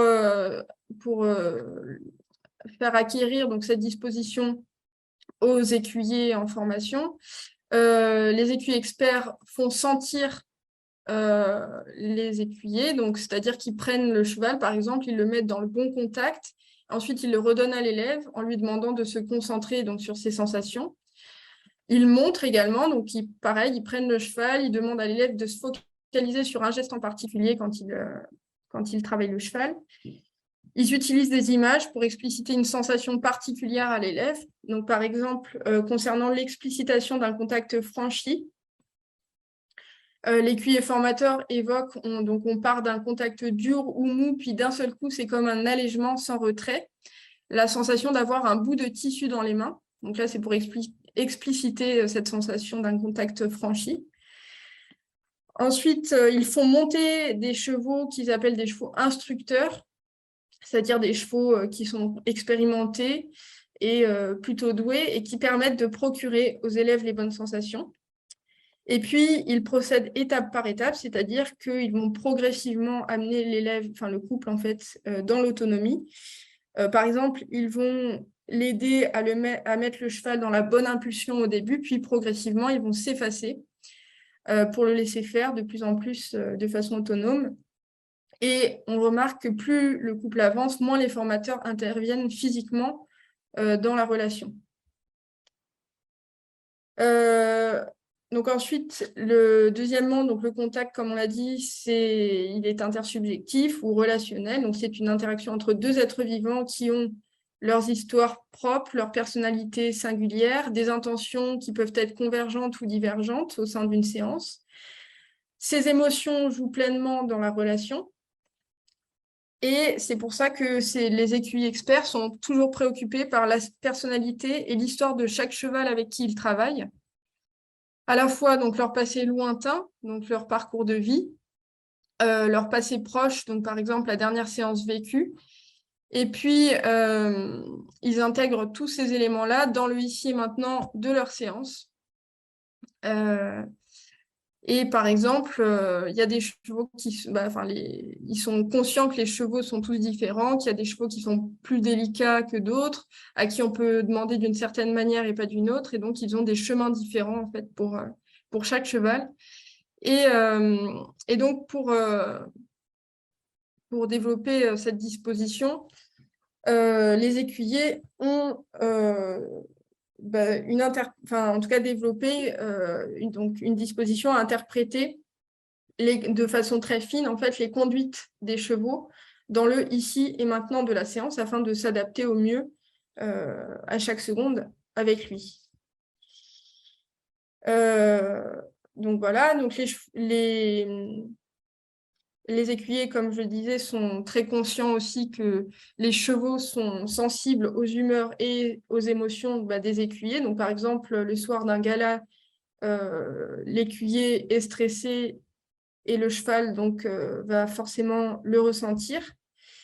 Et donc, pour essayer de gérer au mieux le fait qu'ils sont très connectés, mais aussi au niveau des émotions, les écuyers ont développé donc, une disposition à être fortement connectés à leur propre corps, donc au niveau des émotions et des perceptions, pour se connecter à celui du cheval. Et donc, cette connexion forte à leur corps et à celui du cheval se nomme, selon nos mots, l'empathie sensorimotrice. Donc, en fait, c'est un terme qui a été introduit par Cheméro et que nous, on a réinvesti pour parler de la connexion entre les écuyers et les chevaux.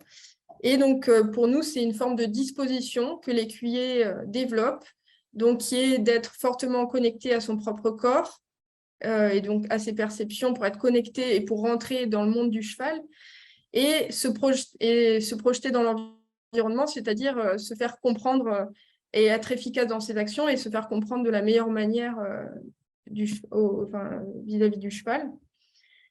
Et donc, c'est également une disposition qui leur permet de percevoir la tendance des situations, donc d'anticiper, de saisir les opportunités, et puis de réguler et d'agir au bon moment. Voilà, donc ça, c'est une disposition des écuyers experts. Et donc, en termes d'application pratique, donc pour que le partenariat soit harmonieux, il importe en fait de prendre en compte les émotions et puis les histoires de chacun, donc à la fois du cheval et du cavalier. Pour développer cette disposition à comprendre le cheval à travers le contact, les écuyers observent les couples, prennent les chevaux pour mieux sentir et comprendre, explicitent aux écuyers en formation leurs propres sensations et puis ils accordent de l'importance et ils questionnent les sensations des écuyers ainsi que les séances précédentes vécues avec le cheval. Donc, ces différentes méthodes mobilisées par les écuyers experts dans l'apprentissage des écuyers en formation pour leur permettre de développer cette disposition semblent pertinentes et indispensables. Cependant, selon nous, Il y a des points qui n'ont pas été complètement résolus. Donc, par exemple, quand le formateur fait sentir à l'élève en prenant le cheval, il arrive à s'arranger, il arrive à montrer en fait à l'élève comment on sait que le cheval est bien. Mais par contre, l'installation de cet état précis et son suivi ne paraît pas être résolu.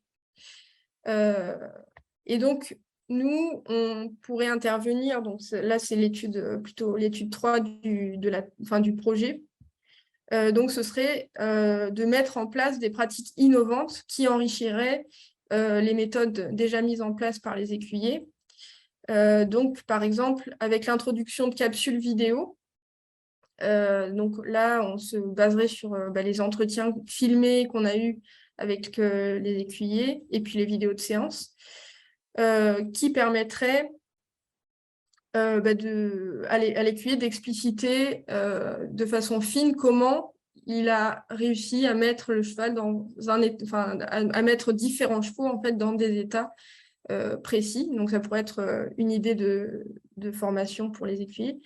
Et puis également mettre en place des entretiens d'autoconfrontation croisée, c'est-à-dire des entretiens, donc le même principe que l'entretien d'autoconfrontation individuelle, sauf que là, il y a la présence à la fois de l'élève et du formateur, ce qui permet d'ouvrir en fait une discussion entre l'élève et le formateur, d'avoir accès aussi pour le formateur au monde en fait de l'écuyer en formation, de mieux comprendre son vécu et du coup d'affûter, d'affiner un petit peu son retour et voilà, ça permet d'avoir de nouvelles discussions.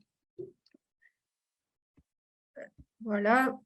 Et donc, pour l'apprentissage des cavaliers, ce serait intéressant de leur apprendre en fait les différentes conduites que les chevaux peuvent avoir dans le contexte des séances, notamment apprendre à voir et à sentir de manière globale la crispation ou la décontraction d'un cheval au travail, mais travailler également sur la gestion des émotions du cavalier, et puis mettre l'accent sur l'explicitation des sensations des cavaliers.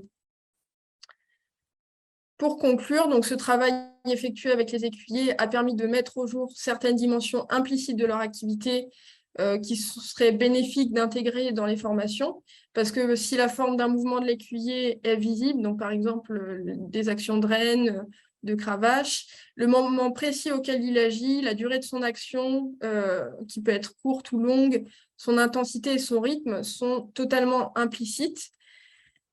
Et ce sont des dimensions qui sont pourtant déterminantes, mais peu documentées à la fois en recherche et en formation. Et elles mériteraient, selon nous, d'être davantage prises en compte. Voilà. Je vous remercie de votre attention.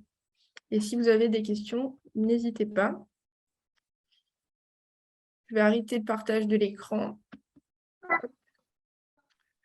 Déjà, merci beaucoup, Marine, de cette présentation qui était très intéressante. Qu'est-ce que je voulais te dire, moi je trouve, à titre personnel, cette présentation intéressante parce qu'elle résonne forcément avec mes travaux. Et du coup, j'ai envie de dire que ce qui ressort de ce que tu nous présentes en tant que sociologue, je le vois vraiment comme l'importance et le primat qu'il faut donner à la fois à la socialisation du cavalier. Ça, c'est quelque chose qui va tomber un petit peu sous le sens dans la mesure où on est tous socialisés. Et dans ce cas-là, comment est socialisé le cavalier? Comment le maître s'y prend pour passer son savoir à l'élève? Mais la deuxième chose qui ressort de ton travail, c'est l'importance également qu'il faut donner à la socialisation du cheval. Et que les deux sont aussi importants l'un que l'autre. Ça, c'est vraiment intéressant. Oui, effectivement. Le fait de mettre l'accent déjà sur sur le cavalier, parce que c'est vrai qu'on a tendance à penser l'enseignement comme que ce soit que l'enseignant qui parle, et puis on ne donne pas trop d'importance finalement à ce que ressentent les cavaliers.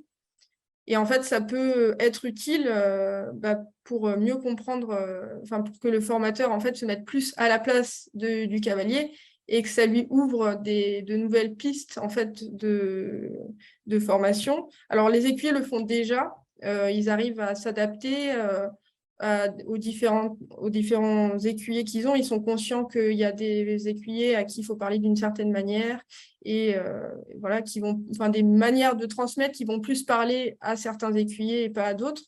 Donc ça, déjà, je pense que on peut s'en inspirer pour les enseignants dans les clubs. Ça peut être intéressant. Je pense, ça se fait déjà, hein, mais en tout cas, je pense qu'il faudrait mettre l'accent dessus. Et puis après, il y a aussi effectivement le cheval. On a tendance à oublier un petit peu. Enfin, les enseignants cherchent quand même à voir ce qui se passe du côté du cheval, mais il ne faut pas oublier quand même que c'est un être vivant qui a une relation, une histoire, une personnalité singulière, et que c'est important de prendre en compte son passé, et puis également celui de l'élève, parce que des fois, il y a des choses, si on ne les prend pas en compte, ça peut ne pas marcher dans un couple, on ne comprend pas pourquoi. Voilà, mais alors que si on essaye de mieux comprendre et puis de voir si les différentes personnalités, des fois, ça peut ne pas coller, etc., ça peut être intéressant. Ouais. Sachant que dans ton travail, il y a la notion hyper importante de ressenti, et que ce ressenti, il est construit socialement, quoi. Bah oui, c'est ça. Est-ce qu'il y a des questions parmi l'Assemblée?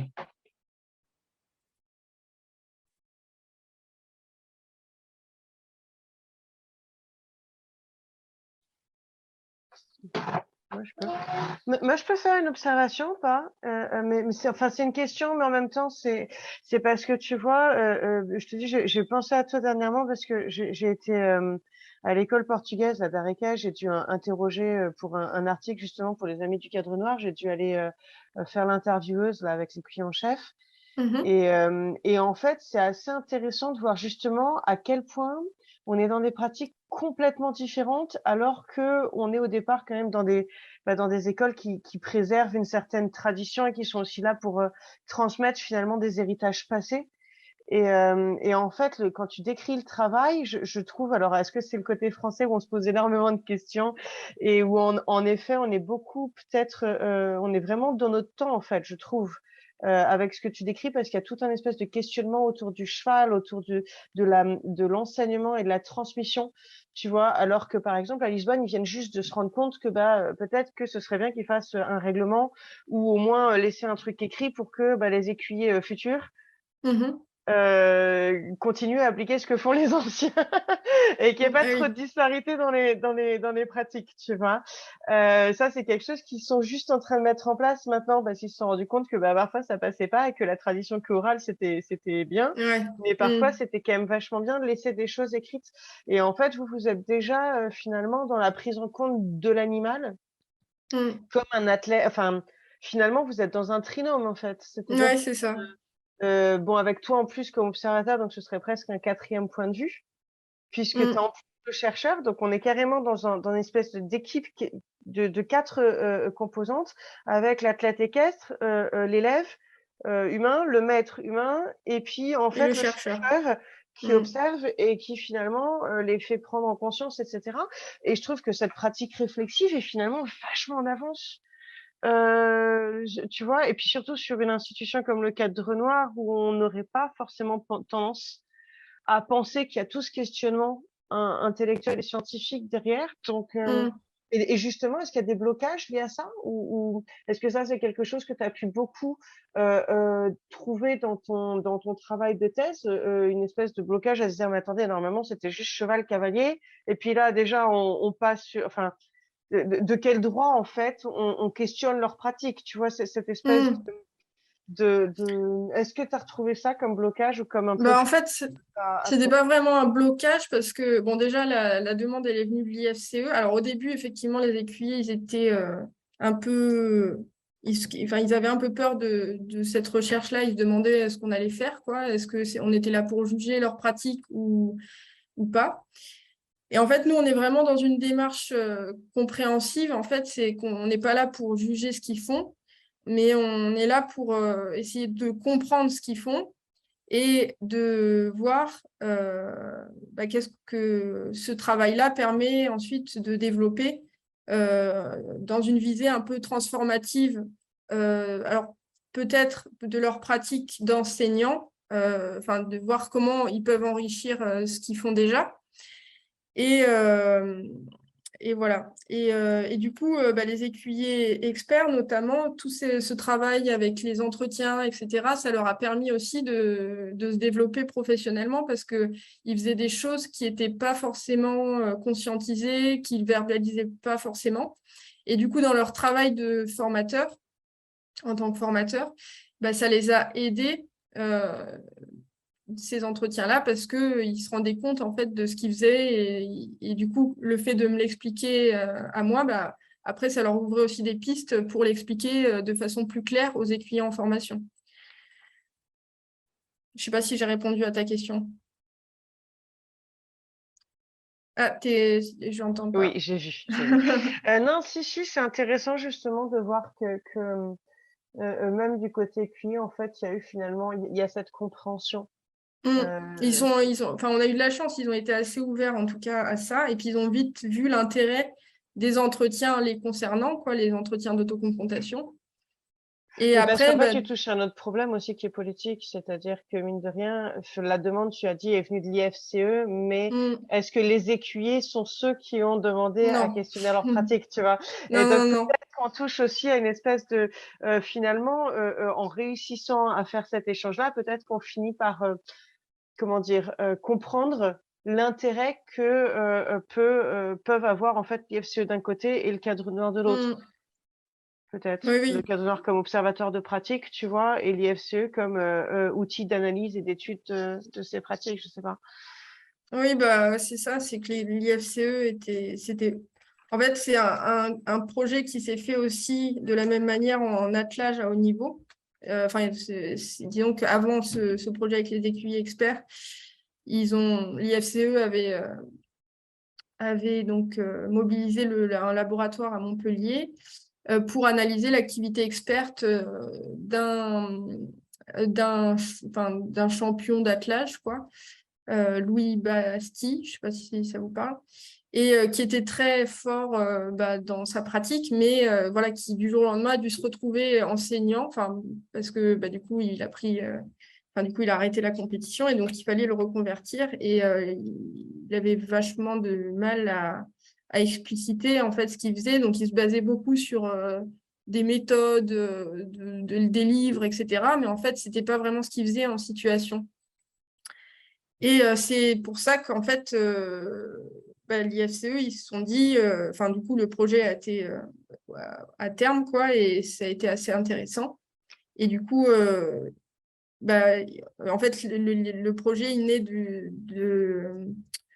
déjà parce que, comme tu le disais, il n'y a pas beaucoup d'écrits, il n'y a pas beaucoup de formalités, les savoirs, en fait, des écrits n'ont pas été beaucoup formalisés. Ça l'a été, mais il y a déjà quelques années par 2 livres, je crois, sur les sauteurs. Et du coup, il y avait un manque en fait de formalisation de ces savoirs-là qui a fait qu'il y a eu donc cette demande qui a émergé de l'IFCE. Et puis, il y a aussi le fait que on s'est rendu compte que les écuyers experts, pareil, ils étaient très forts dans leur pratique, etc. Mais il y avait quand même des choses qu'ils avaient du mal à transmettre, notamment cette notion de contact et cette notion ces perceptions qu'ils ont avec le cheval, cette connexion, etc., qu'ils ont du mal à transmettre parce que c'est très incarné, quoi. Voilà. Et puis là, en fait, c'est une question générationnelle. Enfin, là, c'est le point de vue de la littéraire qui parle aussi, mais c'est vrai que c'est très difficile à comprendre le fait qu'en effet, maintenant, on a des gens qui savent, qui sont techniciens, qui sont bons praticiens, mais qui vont pas avoir cette facilité à exprimer par des mots ce qu'ils font. Alors que jusqu'au XVIIIe siècle, en fait, on a eu des gens qui étaient bons, mais qui en plus rédigeaient et qui faisaient des traités et qui, tu vois, essayaient de creuser quand même par des mots leur technique. Parce que les traités qu'est-ce qu'on a jusqu'au XVIIIe, c'était quand même des gens qui réussissait. Enfin, je sais pas, Anne-Sophie, ce que tu en penses, c'est plus toi sur les traités équestres, mais tu vois, je trouve ça intéressant, mais en même temps gênant quelque part, de se rendre compte que finalement, dans les générations actuelles, où pourtant on a une facilité de mots et de ressources et de recherche beaucoup plus facile, beaucoup plus, je veux dire, on est quand même à une ère contemporaine avec Internet, des articles en ligne, etc. Et ben, on se retrouve avec des techniciens qui ont beaucoup, beaucoup de mal à transmettre, en fait. Et on est obligé de passer par une espèce de spectre du chercheur à côté. C'est assez... Anso, vas-y. Je te vois hocher la Alors, tête. T'es pas tout à fait convaincu. Vas-y. je ne suis pas. Enfin, si, j'entends bien ce que tu dis, qu'effectivement, sur la période moderne, on a une formalisation à l'écrit, mais qui va. Enfin, si tu veux, si on compare la proportion de praticiens ou d'écuyers, notamment à Versailles, etc., à ceux qui sont passés à l'écrit, au final, c'est assez peu. Si tu veux, sur 2 siècles, on a 22 auteurs, tu vois, on va dire grosso modo. Au 19e, on va avoir comment dire, une production plus importante de la formalisation écrite. Alors après, c'est vrai qu'en histoire, mais je pense qu'en littérature, il y a toujours le même problème. C'est qu'à partir du moment où on passe à l'écrit, et ils le disent eux-mêmes, les auteurs, ils ont du mal justement à formaliser ce savoir oral et cette transmission orale, notamment liée au ressenti, etc. Et que sur ces traits, enfin, se pose la question de, donc il y a une formalisation, une théorisation, une normalisation, mais est-ce que c'est la réalité d'une pratique complète? Là, ça devient plus compliqué à estimer, même si on sait que ce sont des praticiens. Enfin, je sais que ce sont des choses qui questionnent, et je pense que le gros avantage qu'il y a sur la période contemporaine et à la très belle enquête que tu as pu réaliser, c'est que le fait de filmer, d'enregistrer, tu as vraiment les mots et effectivement les difficultés qu'ils peuvent avoir à formaliser, mais ça reste des mots qui ne sont pas théorisés justement et qui ne sont pas normalisés par l'écrit. Et je pense qu'ils sont peut-être plus révélateurs au final de la réalité de la pratique. Tu vois ce que je veux dire? Oui, mais justement, moi, ça m'interroge ton observation, c'est que je me dis, mais dans ce cas-là, est-ce que tu te retrouves pas avec une pratique qui est en fait individualisée à l'extrême, où chacun finalement met ses propres mots dans des choses en fait, c'est-à-dire est-ce que tu as retrouvé ça par exemple, Marine, avec des pratiques qui sont communes à plusieurs écuyers, mais qui vont être formalisées verbalement de formes totalement Différemment. différentes? Oui, Ouais. oui. Ah oui, oui. Et donc on se retrouve avec en fait finalement une pratique qui est commune, mais avec je ne sais pas combien de mots pour le dire en fait. Ouais, alors c'est pour ça que les cartes mentales, ça a été pas mal, parce que du coup, ça a permis de comprendre, parce que par exemple, tu vois, ce que l'un appelait le contact franchi, l'autre appelait ça le contact vibrant, mais au final, il voulait dire la même chose, quoi. Et au final, ça a permis de mettre des définitions qui sortent vraiment du vécu des écuyers, parce qu'on ces entretiens-là, ils viennent pas enfin, on leur a pas dit c'est quoi pour toi le contact vibrant, c'est vraiment en situation, à un moment, il me dit ah bah là le cheval il est vibrant, etc. Et du coup, je lui demande d'expliciter un peu qu'est-ce qu'il ressent comme au niveau de ses perceptions. Et c'est ça qui nous a permis en fait de faire ces cartes mentales. Et du coup, on a fait ça pour les 2 écuyers experts. Et donc, au final, on arrive à ils cherchent la même chose. Alors, des fois, ils prennent des chemins différents. Enfin, ils ont des styles, entre guillemets, différents, mais ils ont des pratiques quand même très communes. Et ils vont pas forcément l'exprimer de la même manière, mais on arrive quand même à retrouver des points communs et on s'y perd pas. Enfin, tu vois, ça va, quoi. Et puis après, enfin, les deux se complètent, et puis au final, les écuyers en formation, ça leur va, quoi. Ils se perdent, enfin, ils arrivent à prendre un peu chez l'un, prendre un peu chez l'autre, et à faire leurs petites recettes, chacun dans leur coin. Ouais, mais alors j'ai Et une autre interrogation, pardon, excuse-moi Sophie, tu veux. non, je disais, je pense qu'en tant qu'enseignante, tu as dû l'expérimenter aussi. C'est-à-dire qu'effectivement, il y a une norme générale. Tu veux obtenir un mouvement, enfin voilà, tu veux obtenir un résultat, un geste juste, soit de la part du cavalier, soit de la part du cheval. On sait tous les deux le résultat, enfin, on est 2 moniteurs différents, mais on sait qu'on veut obtenir ce résultat-là. Mais c'est vrai que la façon de transmettre ce savoir et enfin, ou tu vois, de transmettre, que ce soit au cavalier ou au cheval, peut prendre des chemins détournés ou des vocabulaires différents ou des métaphores différentes, parce enfin, c'est vrai que quand on est dans la transmission orale, on parle beaucoup avec l'image, etc. Mais c'est ça que je trouve gênant, justement. C'est-à-dire qu'en plus, là, c'est bien, on est deux, on est deux monitrices, donc en plus, on peut en parler. Mais tu vois, par exemple, parce que là, tu montres un exemple en plus. Donc, tu as fait une centaine d'entretiens et donc tu parles en particulier de 2 écuyers experts. Mais quand Ouais. tu te rends compte qu'il y a déjà une difficulté de transmission, en fait, de la pratique équestre ou de certaines actions déjà entre 2 personnes qui pourtant sont dans le même moule, on va dire, parce qu'ils sont dans la Mm. même institution, etc. Si tu répartis ça à l'ensemble du monitorat équestre français, par exemple, juste pour s'arrêter un pays, tu te dis qu'il y a quand même une grosse difficulté de la transmission de la pratique et que, je sais pas, moi, si je faisais la comparaison, Patrice, tu m'arrêtes si je me trompe, mais on retrouve pas forcément dans d'autres sports. Je vois, par exemple, dans les arts martiaux, enfin, moi, je fais du Krav Maga, bon, un coup droit, c'est un coup droit, quoi. Tu vois, un crochet, ça va être un crochet. T'as des mots qui veulent dire quelque chose et, tu vois, et donc je me pose la question de, ouais, Bah après, on retrouve ça en équitation aussi. Ils ont quand même Oui, un vocabulaire partagé. Il y a une culture commune quand même des ouais. cavaliers, des écuyers. Après, je pense que dans n'importe quelle discipline, chacun a sa façon de faire. Enfin, c'est propre à chaque individu, à son histoire, etc. Enfin, ce dont j'ai parlé dans la présentation. Et je pense pas qu'on puisse uniformiser toutes les pratiques de tout le monde, quoi. Enfin, je pense que chacun, de toute façon, enfin, il y a une façon de faire commune, il y a un résultat auquel on veut arriver.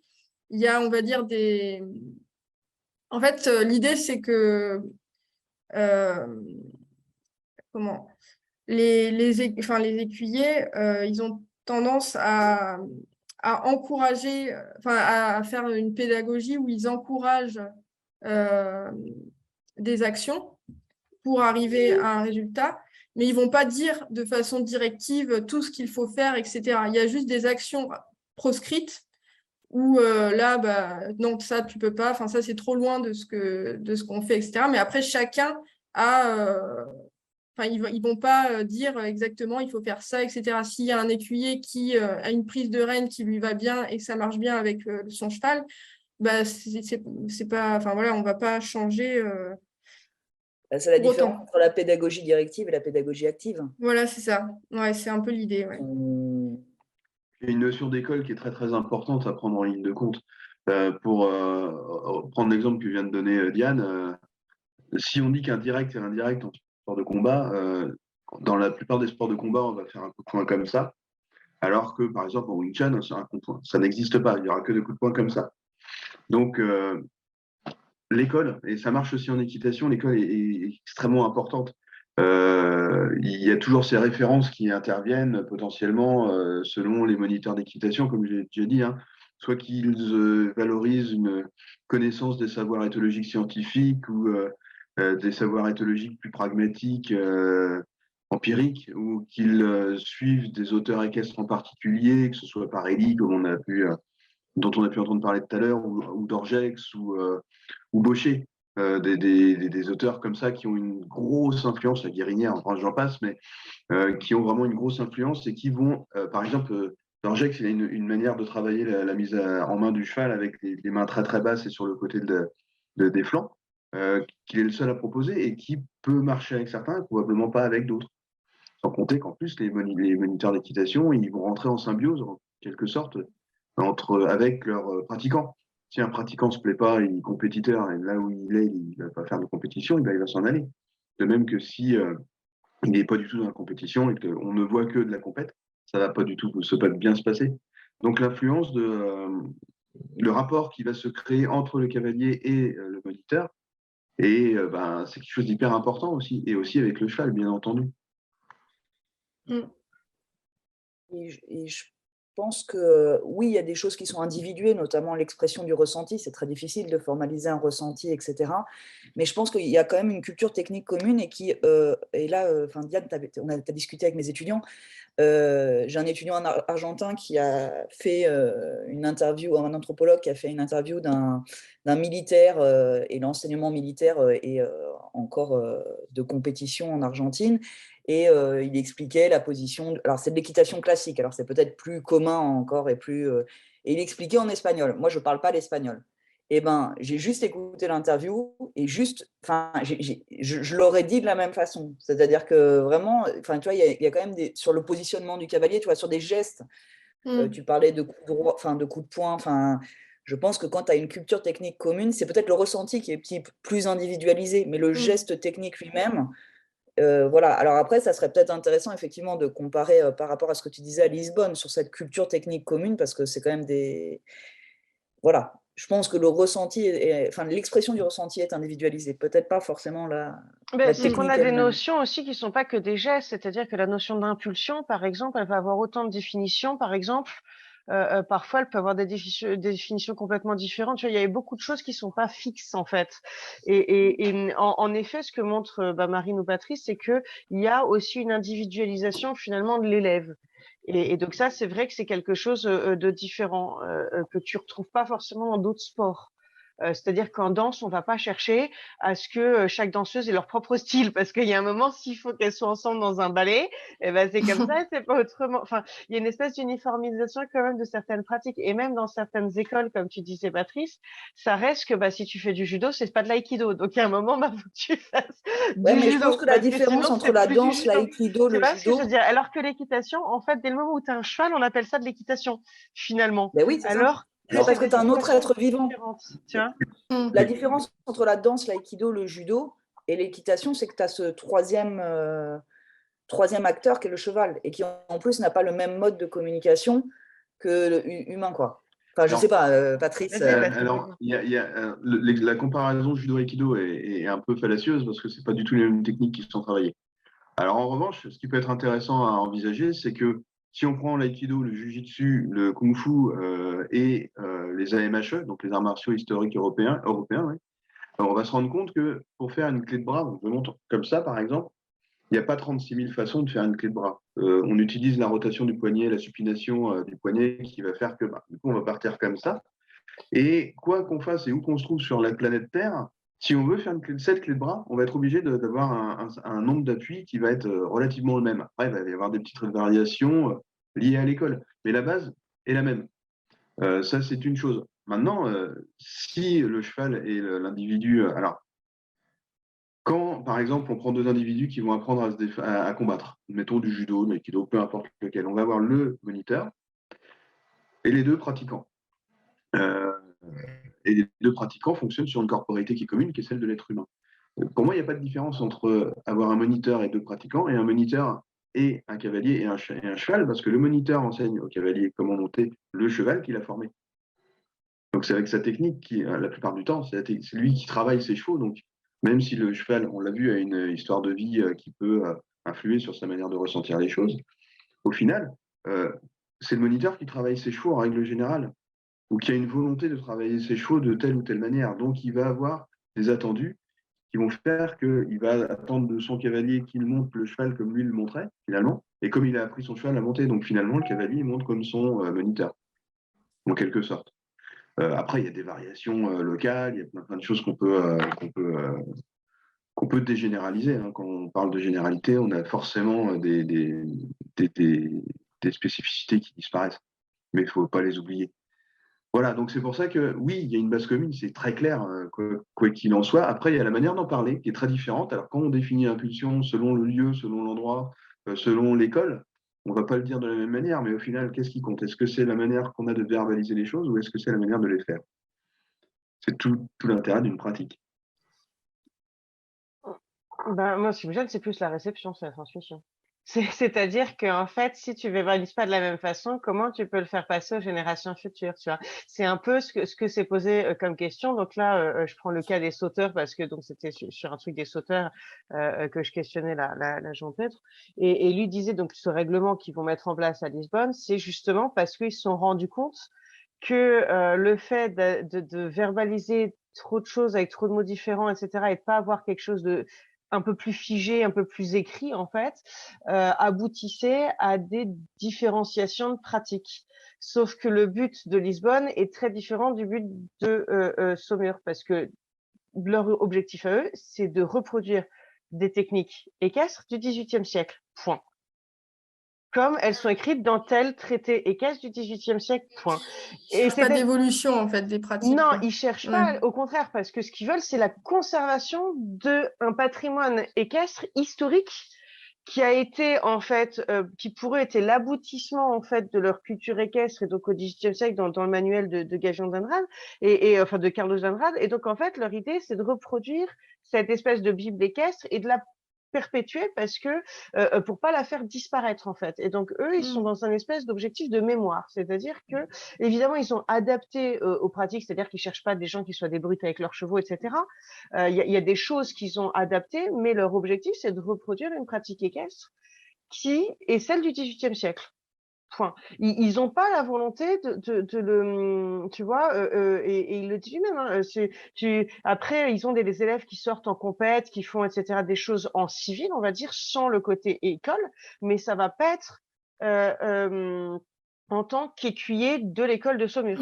Ça va être en perso, ça va être en individuel, ça va être comme ça. Et là, il fait ce qu'il fait en compétition de dressage parce que le dressage sont des objectifs différents et ils sont tout à fait capables de les faire aussi. Mais le but de l'école, c'est pas ça. Le but de l'école, c'est pas de sortir en dressage, c'est pas de faire de la compétition, c'est pas en fait d'apporter trop de variations à la pratique telle qu'elle était au XVIIIe siècle. Donc c'est des objectifs complètement en fait différents. Ouais, vas-y. Et alors, j'ai une question par rapport à Saumur, parce que là tu parlais du cas de Lisbonne. Ouais. Où tu parlais je vois pas la différence en fait avec Saumur, enfin en tout cas dans le cas des sauteurs. Tu vois ce que je veux dire? C'est que justement, il me semble que Saumur sont justement en train d'essayer d'adapter leurs pratiques et les rendre un peu plus contemporaines peut-être, et plus dans un respect du cheval et du cavalier. Enfin. Oui, mais le résultat, c'est de réussir à faire sauter le cheval, on est d'accord. Eux, ce qu'ils veulent, c'est qu'ils ont quand même l'objectif que après ils mettent en place des process pour améliorer la transmission, pour améliorer la pratique ou le temps je sais pas, le temps de réaction par rapport au 17e ou au 18e, ou le temps d'apprentissage, tu vois, du bon sauteur. Ça, je l'entends bien.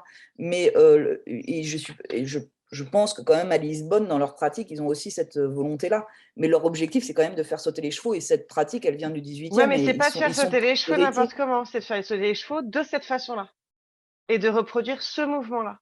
Mais à Saumur, c'est pareil en fait. Hein. C'est vrai que tu vois la courbette, la croupade, la cabriole, bah, c'est des sauts du 18e. Et ils ont peut-être changé la façon de leur... Enfin, pas la façon, ils ont changé peut-être les gestes parce qu'ils ont trouvé que c'était plus efficace de cette manière-là, etc. Et ça continue à bouger. En fait, c'est jamais figé parce que chacun trouve ce qui lui va. Après, c'est quand même des gestes... Enfin, je veux dire, il n'y a pas 36 000 façons de demander la courbette à un cheval. Et c'est important qu'il soit quand même raccord sur les codes en fait avec le cheval. Par exemple, demander la courbette, c'est lever la cravache comme ça au niveau de l'encolure. Ou sinon la croupade, c'est de mettre la cravache au-dessus des fesses du cheval. Et ça, c'est important qu'ils le fassent de façon uniforme parce qu'ils ont des reprises collectives. Et les reprises collectives, il faut qu'ils fassent tous la même chose et que le cheval, que tous les chevaux partent en même temps, etc. Mais après, la culture, finalement, elle bouge un peu quand même, tu vois, c'est au fil les maîtres de manège, ils ont chacun leur façon d'enseigner et puis de faire avec les chevaux. Et après, quand je dis que les écuyers s'adaptent en fonction du cheval avec lequel ils travaillent, c'est plutôt dans l'apprentissage, en fait, dans l'apprentissage des sauts. Par exemple, la cabriole, qui est un saut super complexe à apprendre au cheval. L'écuyer expert, il me disait qu'il y avait, quasiment à tous les chevaux à qui il a appris la cabriole, il ne l'a pas fait de la même façon parce qu'il y a des chevaux à qui ça parle plus de faire le geste classique de la cabriole, donc on voit souvent en gala, où il y a des chevaux à qui il a appris, par exemple, à partir de la cabriole du terre-à-terre, donc c'est le galop à 2 temps, et puis, il y a un autre cheval à qui il a appris de la mobilisation, du piafé, parce que le cheval n'arrivait pas à cabrioler en partant du terre-à-terre. Tu vois, il s'adapte en fonction du cheval dans l'apprentissage, mais au final, une fois que le cheval est formé, c'est assez... après, ils peuvent... c'est uniforme, quoi. Les codes s'affinent, en fait, au fil du temps avec le cheval. Et du coup, tu arrives à une uniformisation que tu retrouves en gala. Voilà. Et alors, moi, je ne suis pas du tout spécialiste des traités du 19e, mais en tout cas, sur le 17e, 18e, ce que tu évoques, cette question d'adaptation, en tout cas dans l'apprentissage, je ne parle pas du résultat final, hein, mais vraiment dans l'apprentissage, etc., c'est très évoqué. Alors, je ne sais pas si sur les traités du 19e et 20e, ou les manuels, parce que je pense qu'on passe plus à des manuels, c'est comme peut-être ce que tu souhaites, Diane, je ne sais pas, mais beaucoup plus formalisé, on dit c'est comme ça, et il n'y a pas d'adaptation à avoir. Mais en tout cas, sur les traités du 17e, 18e, ils te disent qu'il faut tout le temps adapter ton geste, revenir à la pratique, que ce qu'ils écrivent, c'est une chose, mais qu'il faut revenir à la pratique et qu'en fonction du comportement du cheval, tu vas ajuster, que le temps d'apprentissage ne va pas être le même, que, comme je te dis, sur le 19e, 20e, je ne sais pas, mais en tout cas, sur le 17e, 18e, c'est le cas, et après, sur le Portugal, je ne sais pas. Mais... Ce sera la dernière remarque, parce qu'on est dans les arrêts de jeu, il va falloir libérer les gens. Qui veut répondre à cette remarque? Ah, je sais pas, c'était pour Diane, non?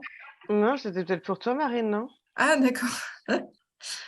Oui, effectivement, bon, enfin, moi je parle il y a effectivement les choses écrites, c'est une chose, on peut s'en inspirer, mais on peut pas, disons, faire exactement ce qui a marqué dans un livre, parce qu'il y a le cheval en fait qui est un être vivant et qui du coup va demander en essayant de se rapprocher au plus de l'idéal, mais on peut, enfin voilà, la réalité du terrain avec le cheval fait que les écuyers s'adaptent tout le temps, quoi. Et donc, enfin, il y a des écrits, etc. Ils s'en inspirent, mais ils peuvent pas reproduire à l'identique.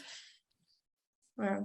Et parce que les chevaux sont différents aussi, c'est Voilà, ça. Mais c'est après, ça. je pense Et qu'on puis pourrait après, avoir chacun, une autre discussion c'est là-dessus, ça. Anne-Sophie, si ça t'intéresse, pour comparer ça. Mais dans le sens où une des conclusions enfin, là-dessus, c'est qu'à Lisbonne, on essaye aussi d'avoir le même cheval qu'au 18e. C'est-à-dire que on a sur le même haras, on est sur le même conservation, enfin, génétique. Tu as vraiment une espèce de conservation et tu te retrouves avec des races qui sont quand même peut-être plus on va dire plus dans le même moule et plus faites pour ce qu'ils demandent en fait, pour l'équitation qu'ils demandent, que ce soit par la sélection ou pour la race ou des aptitudes génétiques, que ceux du cadre noir. C'est-à-dire que ceux du cadre noir, alors je sais pas exactement d'où viennent les chevaux, mais à mon sens, c'est quand même des chevaux qui viennent de terrains très variés et de courants de sang très variés, de génétique très variée. Et donc, en fait, tu demandes une adaptation beaucoup plus grande obligatoirement. Oui, Dès le moment où tu te effectivement, retrouves avec des chevaux qui ressemblent à des bateaux, d'autres qui sont comme ça, d'autres qui sont ouais, comme c'est ça, sûr. Et ça, d'autres qui sont faits effectivement, comme ça, etc. ça rentre dans Tu le dois truc. avoir quelque chose, alors que dès la sélection du poulain à Lisbonne, si tu veux, t'essayes d'avoir des chevaux qui soient déjà en fait tous sur le même modèle. Et donc forcément, reproduire des choses qui soient tous pareils avec des chevaux qui sont tous pareils, c'est beaucoup plus simple que quand il y a des chevaux qui sont, je te dis, comme ça ou comme ça. C'est vrai que les aiguilles s'adaptent constamment à à la façon dont le cheval est formé. En fait, ils disent, bon, lui, par exemple, il a du mal à faire ça, donc je lui demande plutôt comme ça, etc. Enfin, effectivement, il y a aussi cette composante-là. En tout cas, merci Marine. Merci Débat à qui vous. peut largement durer très très très longtemps. Donc, je vous invite à le poursuivre dans des échanges informels suite à cette communication bien entendu.